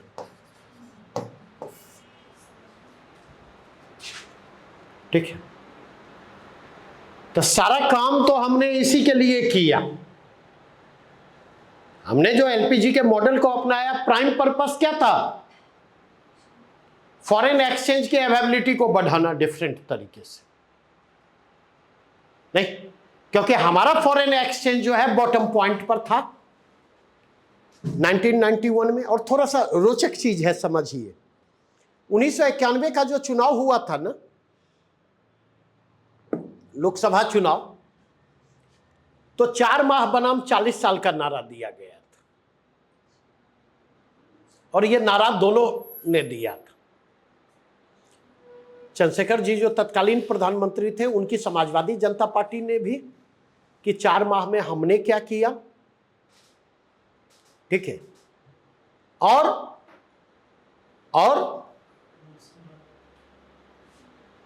कांग्रेस ने भी यह स्लोगन दिया था। कांग्रेस के कहने का मतलब यह था, और उस समय की बड़ी एक और रोचक चीज बतला दूं कि चंद्रशेखर जी जब प्रधानमंत्री थे तो बाबरी मस्जिद राम जन्मभूमि जो विवाद था, उसके सॉल्यूशन के, डिस्प्यूट के रिजोल्यूशन के करीब पहुंच चुके थे। और माना जाता है कि राजीव गांधी की सरकार ने जो समर्थन वापस लिया था, उसका एक महत्वपूर्ण कारण यह भी था, क्योंकि इतने कम समय में बड़े सुलझे हुए नेता थे। और अगर ये क्रेडिट उनको जाता तो फिर परेशानी कांग्रेस की बढ़ जाती। तो दरअसल चंद्रशेखर सरकार के समय जो है फॉरेक्स रिजर्व इतने बॉटम पॉइंट पर पहुंच गया था कि भारत कर्ज चुका पाने की स्थिति में नहीं था। एक प्रश्न भी पूछा गया है, आगे देखेंगे, डेप्ट ट्रैप। किसी भी देश के ऋण जाल में, क्वेश्चन नंबर ये नोट डाउन कर लेंगे तो, किसी भी देश के ऋण जाल में फंसने का, हाँ यही है ना। देखते हैं, जब तक प्रश्न याद नहीं रखेंगे, प्रश्न टंग पर होना चाहिए। यही है डेप्ट ट्रैप।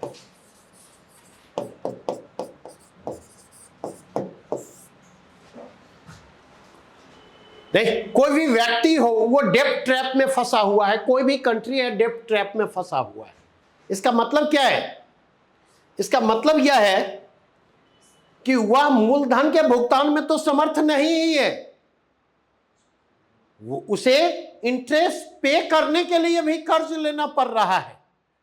और अगर वह उस स्थिति में है तो वह स्थिति क्या कहलाती? वह स्थिति डेप्ट ट्रैप की स्थिति पहुंचे। और भारत तो उससे भी बुरी स्थिति में था।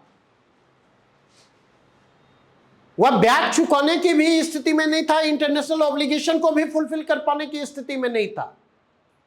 और इसलिए अगर आप जाकर के देखें तो भारत पर दबाव किस बात के लिए था?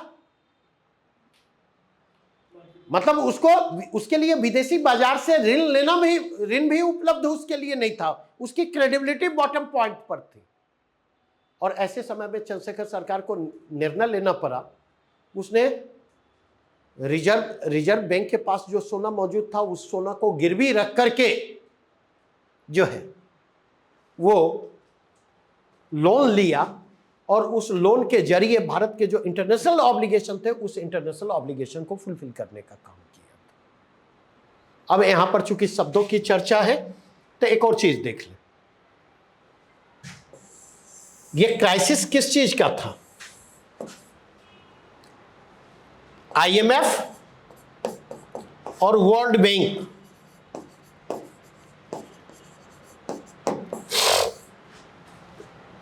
नहीं, दोनों का जन्म कहां से होता है? पीटी का पेट क्वेश्चन होता है, ब्रेटन वुड ट्विंस 1944 में ब्रेटन वुड सम्मेलन होता, सेकेंड वर्ल्ड वॉर के जब लास्ट के करीब था। और पर्पस क्या था?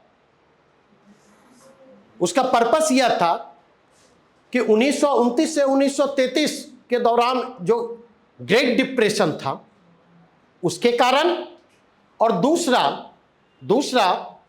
वर्ल्ड वॉर के कारण जो 1939 से कंटिन्यूड था, इन दोनों ने ग्लोबल इकोनॉमी को रसातल में पहुंचा दिया था।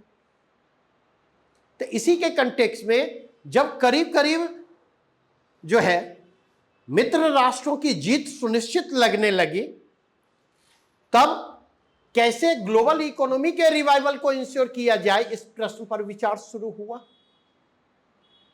और उसी के कंटेक्स्ट में देखेंगे ब्रेटन वुड्स सम्मेलन होता और 1944 में, और ब्रेटन वुड्स सम्मेलन में 3 संस्थाओं की स्थापना पर सहमति बनती। ठीक है, वर्ल्ड बैंक की स्थापना पर सहमति बनती, आईएमएफ की स्थापना पर सहमति बनती है, और इंटरनेशनल ट्रेड ऑर्गेनाइजेशन की स्थापना पर सहमति बनती। केवल हाथ नहीं चलाइएगा, ठीक है। और 1945 में अगर आप जाकर के देखें तो आईएमएफ की स्थापना होती, वर्ल्ड बैंक की स्थापना होती, आईटीओ की स्थापना नहीं होती। अंततः जो है कहले भ्रूण हत्या हो जाती है। तो जन्म पैदा 3 को लेना था, गर्भ 3 का ठहरा नहीं, लेकिन एक गर्भपात के कारण जो है जुर्मा पैदा होता है, आईएमएफ और वर्ल्ड बैंक। इसलिए उसको ब्रेटन वुड्स ट्विंस कहा जाता है। अब तीनों के 3 रोल थे। आईएमएफ से क्या अपेक्षा की गई? तो आईएमएफ से अपेक्षा की गई ग्लोबल फाइनेंसेस को रेगुलेट करने की, वैश्विक वित्तीय व्यवस्था के नियमन की जिम्मेवारी आईएमएफ को सौंपी गई। और यहां पर ध्यान रखें, आईएमएफ के द्वारा ऐसे देशों को सहायता दी जाती है, ऐसे देशों को सपोर्ट और असिस्टेंस उपलब्ध करवाया जाता है जो देश बैलेंस ऑफ पेमेंट क्राइसिस से जूझ रहे हैं, भुगतान संतुलन के संकट का सामना कर रहे हैं। अब भुगतान संतुलन की यहां पर चर्चा मैं नहीं कर सकता, ये मेरी सीमा है। उसकी चर्चा तब मैं करूंगा जब ट्रेड एंड इन्वेस्टमेंट टॉपिक से रिलेटेड प्रश्नों को उठाऊंगा। तो थोड़ा सा धैर्य रखें या घर जाने के बाद उन चीजों को देखने की कोशिश करें, ठीक है। दूसरा, वर्ल्ड बैंक के द्वारा जो है बेसिकली अगर आप देखें तो एलडीसी और डेवलपिंग इकोनॉमी को असिस्टेंस उपलब्ध करवाया जाता है वर्ल्ड बैंक के द्वारा, विश्व बैंक के द्वारा। और उसका पर्पस क्या है? उसका पर्पस है भौतिक और सामाजिक अवसंरचनाओं का विकास, फिजिकल एंड सोशल इंफ्रास्ट्रक्चर के ग्रोथ एंड डेवलपमेंट के लिए वर्ल्ड बैंक के द्वारा फाइनेंशियल असिस्टेंस उपलब्ध करवाया जाता है। नहीं, सामाजिक और भौतिक अवसंरचनाओं के विकास के द्वारा ग्लोबल इकोनॉमी की रीस्ट्रक्चरिंग के लिए वर्ल्ड बैंक के द्वारा सहायता उपलब्ध करवाई जाती।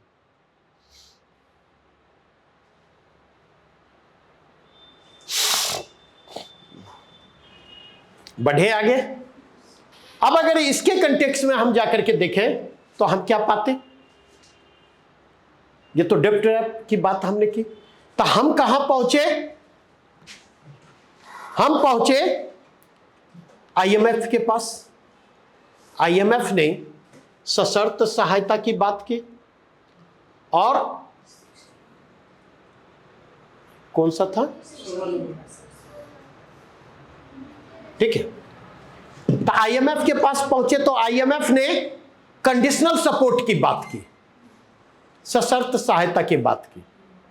बार बार मैं कहता हूं, इस दुनिया में कोई भी चीज मुफ्त नहीं मिलती है, हर चीज की कीमत होती है, हर चीज की, और हर किसी को कीमत चुकानी है। अंतर क्या होता, कहीं पर प्रीपेड रिचार्ज करवाना पड़ता, कहीं पर पोस्टपेड, ठीक है, कहीं पर कैश के रूप में, कहीं पर काइंड के रूप में। आपके पास पैसा है, पैसे से सहायता कर देंगे, सामने वाले के पास शरीर है तो सशरीर उपस्थित रहेगा। तीसरी चीज जो उभर करके आती नहीं, यद्यपि देखेंगे आज के अर्थ युग में स्वशरीर उपस्थिति की बहुत अहमियत नहीं है, पैसे की अहमियत और फिनेंशियल सपोर्ट की अहमियत ज्यादा है। और तीसरी चीज, वो कीमत थोड़ी ज्यादा हो सकती है, वो कीमत थोड़ी कम हो सकती है। तो जब हम सपोर्ट के लिए गए तो आईएमएफ ने कंडीशनल सपोर्ट की बात की, और वह कंडीशनल सपोर्ट क्या था, तो वह कंडीशनल सपोर्ट यह था कि आईएमएफ हमें सपोर्ट तो उपलब्ध करवाएगा, लेकिन उसके लिए स्ट्रक्चरल रिफॉर्म की दिशा में भारत को पहल करनी होगी, ठीक है। और दूसरा, ये तो लॉन्ग टर्म इनिशिएटिव था, लंबे समय तक चलने वाली प्रक्रिया थी। दूसरा, उसने शर्त रखी भारत को कुछ इमीडिएट स्टेप्स लेने होंगे।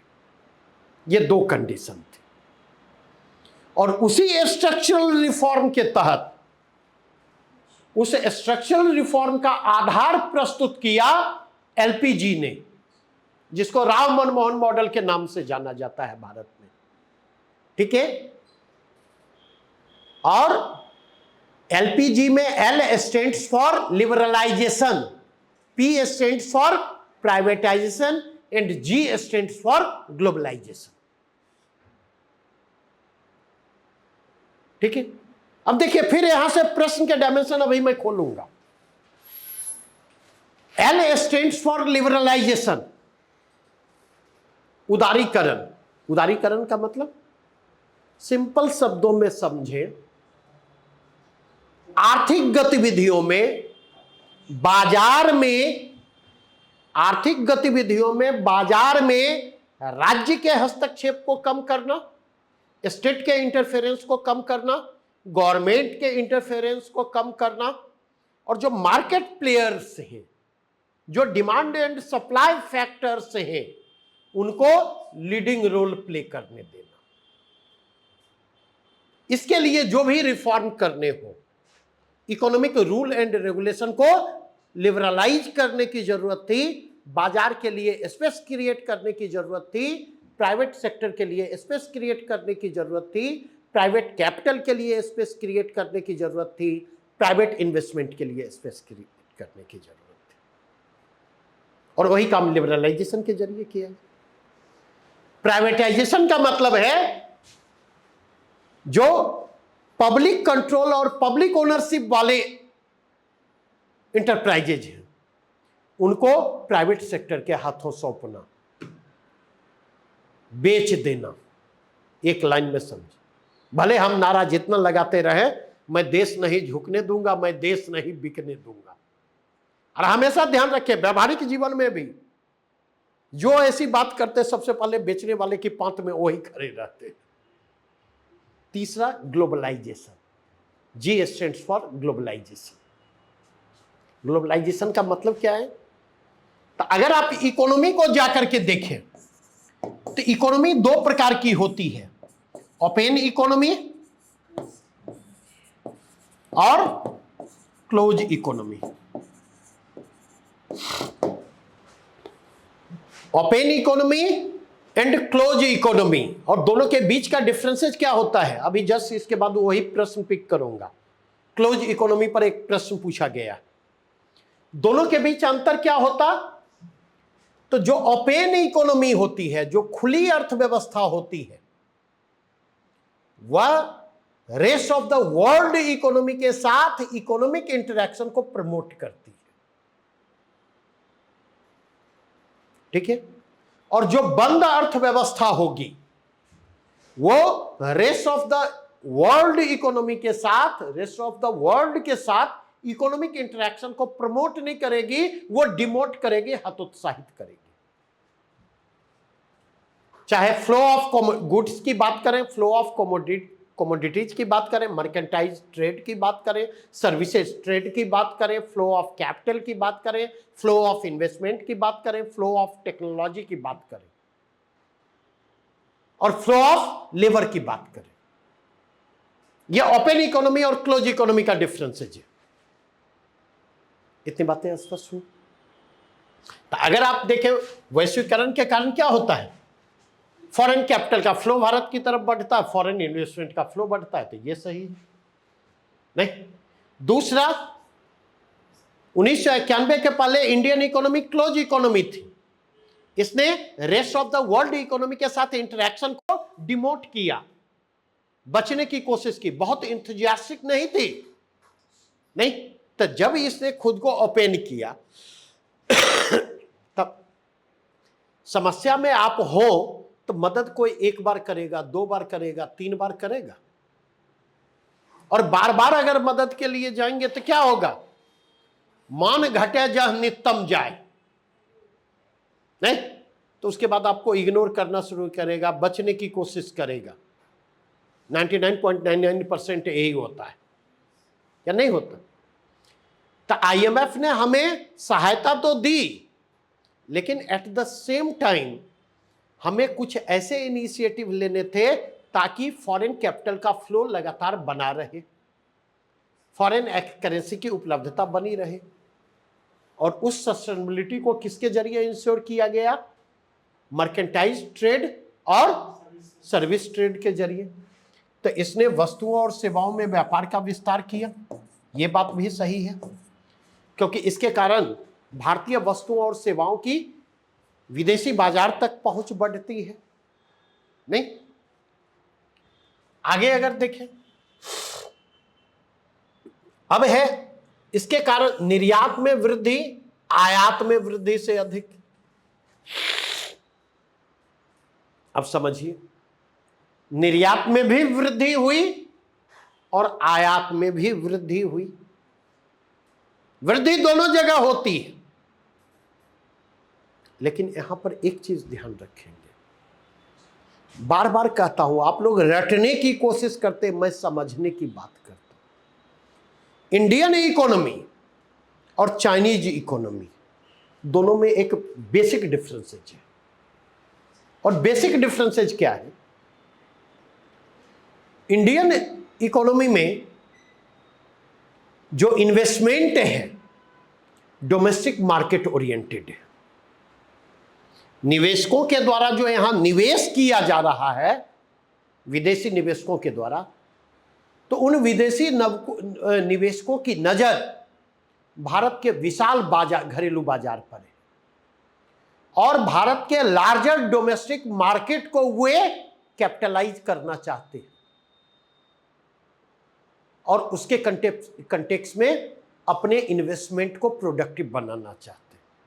इसलिए अगर आप देखें तो पिछले करीब 33 वर्षों का अनुभव, 34वां साल है, पिछले 34 वर्षों का अनुभव यह बतलाता है कि भारत में फॉरेन इन्वेस्टमेंट ने एक्सपोर्ट सेक्टर के ग्रोथ में वैसा रोल प्ले नहीं किया है जैसा रोल चीन के एक्सपोर्ट ग्रोथ में फॉरेन इन्वेस्टमेंट ने किया है। क्योंकि चीन में FDI फॉरेन इन्वेस्टमेंट जो है एक्सपोर्ट मार्केट ओरिएंटेड है, और इस अप्रोच ने चीन को ग्लोबल मैन्युफैक्चरिंग हब में तब्दील किया है। और आज के कंटेक्स्ट में देखें तो वैश्विक अर्थव्यवस्था के सामने सबसे बड़ी चुनौती क्या है?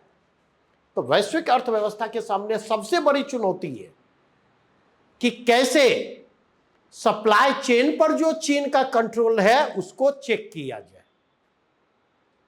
बातें समझ में आई? तो वृद्धि दोनों में हुई, लेकिन आयात में वृद्धि ज्यादा तेज रही निर्यात में वृद्धि की तुलना में। तो इसलिए यह स्टेटमेंट क्या है? गलत। अब बातें स्पष्ट हुई? बढ़े आगे।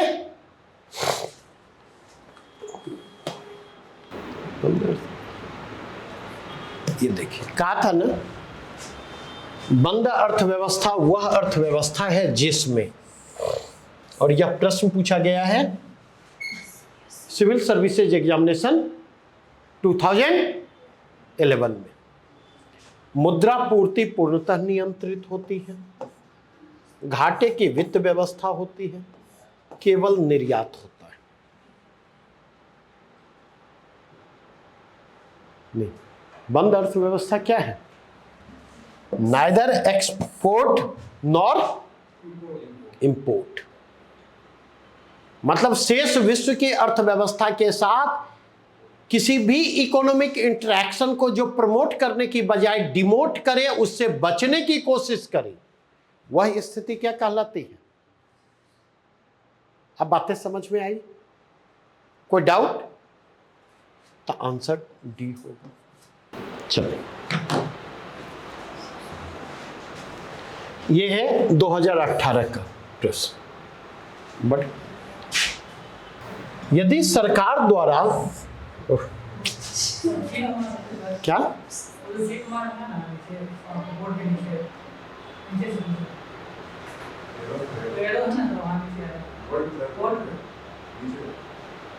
अच्छा, ये ठीक है। यदि सरकार द्वारा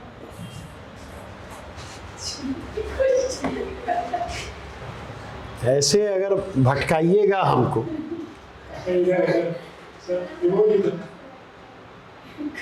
हाँ,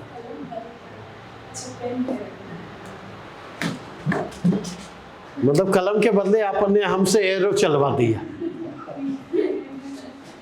यदि सरकार द्वारा कोई वस्तु जनता को निःशुल्क उपलब्ध करवाई जाती है, ठीक है, विकल्प लागत शून्य होती है, विकल्प लागत की उपेक्षा की जाती है, विकल्प लागत को उत्पाद के उपभोक्ता से कर देने वाली जनता को अंतरित कर दी जाती है, विकल्प लागत को उत्पाद के उपभोक्ता से शासन को अंतरित कर दिया जाता है। क्या होगा? सी।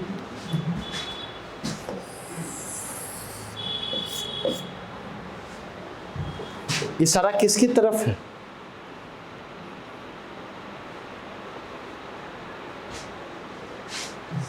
इशारा किसकी तरफ है? अगर हम मूव करें, दरअसल होता क्या है, सब्सिडी क्या है? एक प्रकार से सब्सिडाइज चीजें उपलब्ध करवाना। आजकल आप लोग 5 किलो अनाज उठा रहे हैं ना मुफ्त में, नहीं नहीं, उसके लिए वोट देना पड़ रहा है, वो मुफ्त में नहीं। नहीं तो दरअसल बेसिकली अगर देखें, उसका बर्डन किस पर शिफ्ट करेगा? जो टैक्स पेयर हैं उन पर पे करेगा। वही बातें की जा रही हैं। तो हिंदी शब्दावली की तुलना यहाँ अंग्रेजी अगर प्रश्न देखते तो वो कंपैरेटिवली ज्यादा आसान होता। बार बार कहता हूं ना,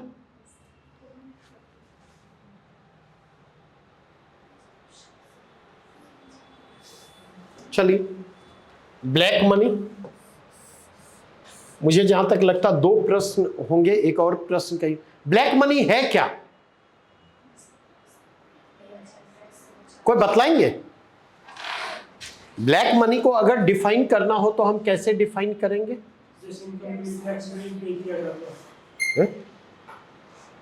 ब्लैक मनी का यह मतलब नहीं है कि जो गलत तरीके से कमाई की जाती है। Unaccounted money, untaxed money black money है, ठीक है।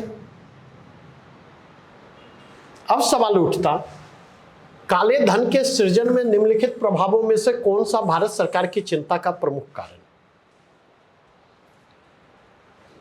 अभी इस बार के बजट को अगर आप देखिए, ये 2021 का प्रश्न है, इस बार के बजट को देखिए तो बड़ा बजट में बवेला मचा।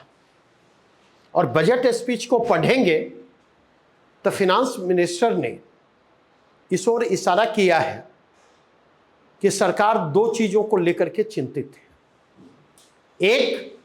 एक स्टॉक मार्केट में जो उसके लिए एक टर्म यूज किया जाता है, देखिए अभी वो टर्म मैं मिस कर रहा हूं। स्टॉक मार्केट में जो तेजी है और दूसरा रियल एस्टेट के मार्केट में जो तेजी है, ठीक है, इन दोनों को लेकर के चिंतित है सरकार, क्योंकि ये तेजी जो है वो वास्तविकता के करीब नहीं है और इसलिए इस तेजी के खतरे हैं। अब अगर हम लौटे, ठीक है, तो रियल एस्टेट में जाकर के देखें तो रियल एस्टेट में आपको जो तेजी दिखाई पड़ती है उसमें ब्लैक मनी का अहम रोल होता। कल आप लोग भी जब कमाइएगा, ठीक है, तो कल जब आप लोग भी कमाइएगा तो क्या कीजिएगा? नहीं तो कमाइएगा तो वहीं जाकर के इन्वेस्ट कीजिएगा। कोई प्रॉपर्टी लीजिएगा तो कहिएगा कितना व्हाइट में और कितना ब्लैक में, कोशिश कीजिएगा व्हाइट कम से कम हो। नहीं तो अगर हम देखें, दरअसल इसका जो प्राइम कंसर्न है, सरकार की मूल चिंता का कारण है कि टैक्स इवेजन के कारण जो है सरकार को रेवेन्यू लॉस होता है। ये प्राइम है, ठीक है। अदर चीजें जो है, राजनीतिक दलों को बड़े चंदे और क्षेत्रवाद का विकास, नहीं, ऐसा नहीं कि वो एक कारण नहीं है, लेकिन वो सरकार की चिंता का कारण नहीं है। ये तो खुशी की बात है, नहीं, अनुत्पादक गतिविधियों में निवेश और जवाहरात, गहने, सोना इत्यादि का क्रय, ये सरकार की चिंता है। समझे इसको, सरकार की चिंता नहीं है ये बात नहीं, ये भी सरकार की चिंता है। क्यों? क्योंकि इसके कारण जो है, जब आप अनप्रोडक्टिव वर्क में आप रिसोर्सेज को इन्वेस्ट करते तो प्रोडक्टिव वर्क के लिए रिसोर्सेज की अवेलेबिलिटी प्रभावित होती है, और जब प्रोडक्टिव वर्क के लिए रिसोर्सेज की अवेलेबिलिटी प्रभावित होती है तो ऐसी स्थिति में क्या होगा? ग्रोथ और डेवलपमेंट पर एडवर्स इंपैक्ट पड़ेगा। ग्रोथ एंड डेवलपमेंट की तो चिंता का विषय यह भी है। नहीं, अस्थावर संपदा के क्रय और विलासता युक्त आवास में निवेश के लिए संसाधनों का आयोजन, यह भी सरकार की चिंता है। नहीं है ये बात नहीं, क्योंकि ब्लैक मनी ज्यादा होगी तो उसका क्या होगा? नहीं, तो भोग और विलास में जबरदस्त उपभोग होगा, उपयोग उसका होगा। तो चिंता का विषय, और ऑब्वियसली वहां पर ज्यादा यूज होगा तो प्रोडक्टिव एक्टिविटी के लिए रिसोर्सेज की अवेलेबिलिटी प्रभावित होगी। तो अगर इसके कंटेक्स्ट में देखें तो चारों कारण हैं, एक से अधिक सही होने की संभावना है, लेकिन पूछा जा रहा प्रमुख कारण क्या है, तो ये आंसर होगा। क्लियर?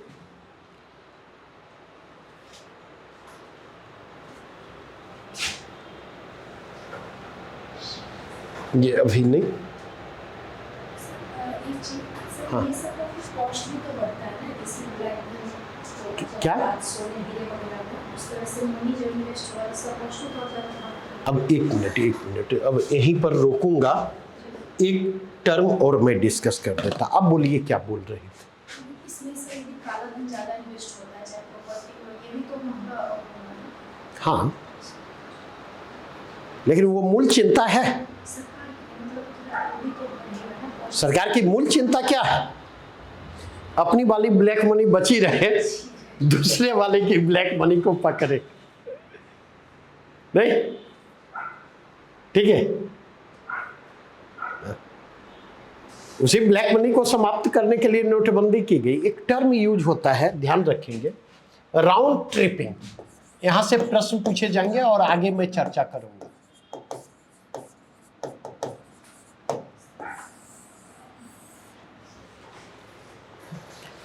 राउंड ट्रिपिंग का मतलब समझते हैं?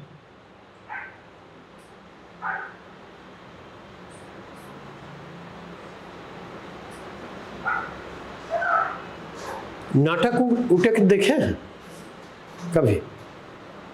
हाँ, तो नाटक उटक में कई बार देखेंगे एक एक्टर जो है कई रोल प्ले करता है, तो जाता है पर्दे के पीछे से। और बढ़िया नाटक अगर मौका मिले देखने का तो मोहन राकेश का नाटक है आधे अधूरे, और संयोग से यही पटना में मुझे देखने का मौका मिला। तो एक ही व्यक्ति जो है 4 रोल में है, पुरुष 1, पुरुष 2, पुरुष 3, पुरुष 4 के रोल में, और ये चारों एक ही व्यक्ति के डिफरेंट शेड है नहीं, तो बार बार वो वेश बदल करके वहां पर आना पड़ता। तो राउंड ट्रिपिंग भी यही है। क्या दुनिया में सबसे जो है धनवान देश मॉरिशस है और सिंगापुर ही है जहां से सबसे ज्यादा इन्वेस्ट होता है। अरे भारत की ब्लैक मनी, भारत से जो है ये ब्लैक मनी पहले भारत के बाहर जाता है, ठीक है, पैजामा में बाहर जाता है और सूट बूट पहन करके जो है नहीं मॉरिशस के रास्ते, सिंगापुर के रास्ते वापस भारत आता है। यही राउंड ट्रिपिंग है, क्योंकि वहां के कंपनी लॉ लिबरल है। किसी एक रेसिडेंट के साथ जो है एग्रीमेंट करके आप कंपनी फॉर्म कर सकते, और उस कंपनी के माध्यम से अगर भारत में निवेश करते हैं तो चूंकि इनके साथ हमारा डबल टैक्सेशन अवॉइडेंस एग्रीमेंट है, दोहरे करारोपण से जो है राहत प्रदान की जाती, इसलिए उस ब्लैक मनी का भारत में ही प्रोडक्टिव यूज होता है और टैक्स से भी बचा जाता है। तो ये एक तरह से डबल टैक्स अवॉइडेंस है। अब बात समझ में आई? तो पूछा गया है, यूपीएससी ने पूछा है राउंड ट्रिपिंग से आशय है, और अभी भी ये प्रश्न पूछा जा सकता है। अब अगर यहां पर देखें, समझने की कोशिश कीजिएगा, ठीक है। एक टर्म यूज होता है मनी लॉन्ड्रिंग।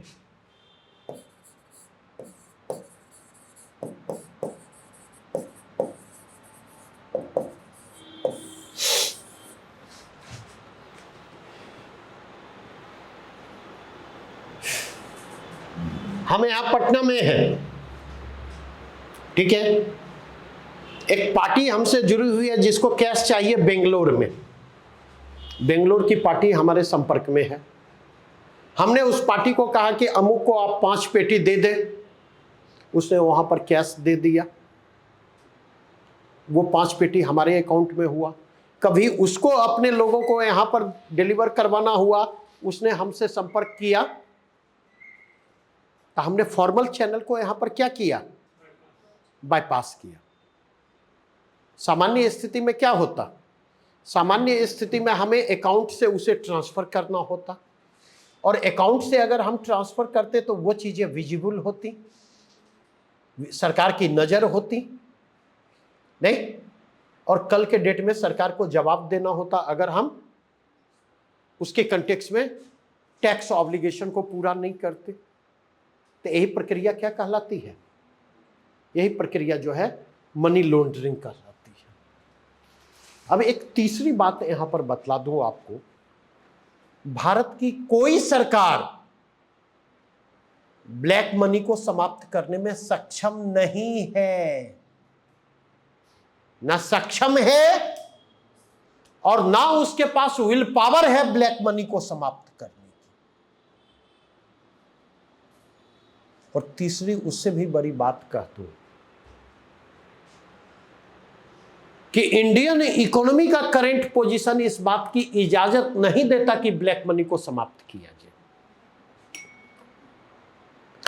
वो प्रैक्टिकल भी नहीं है,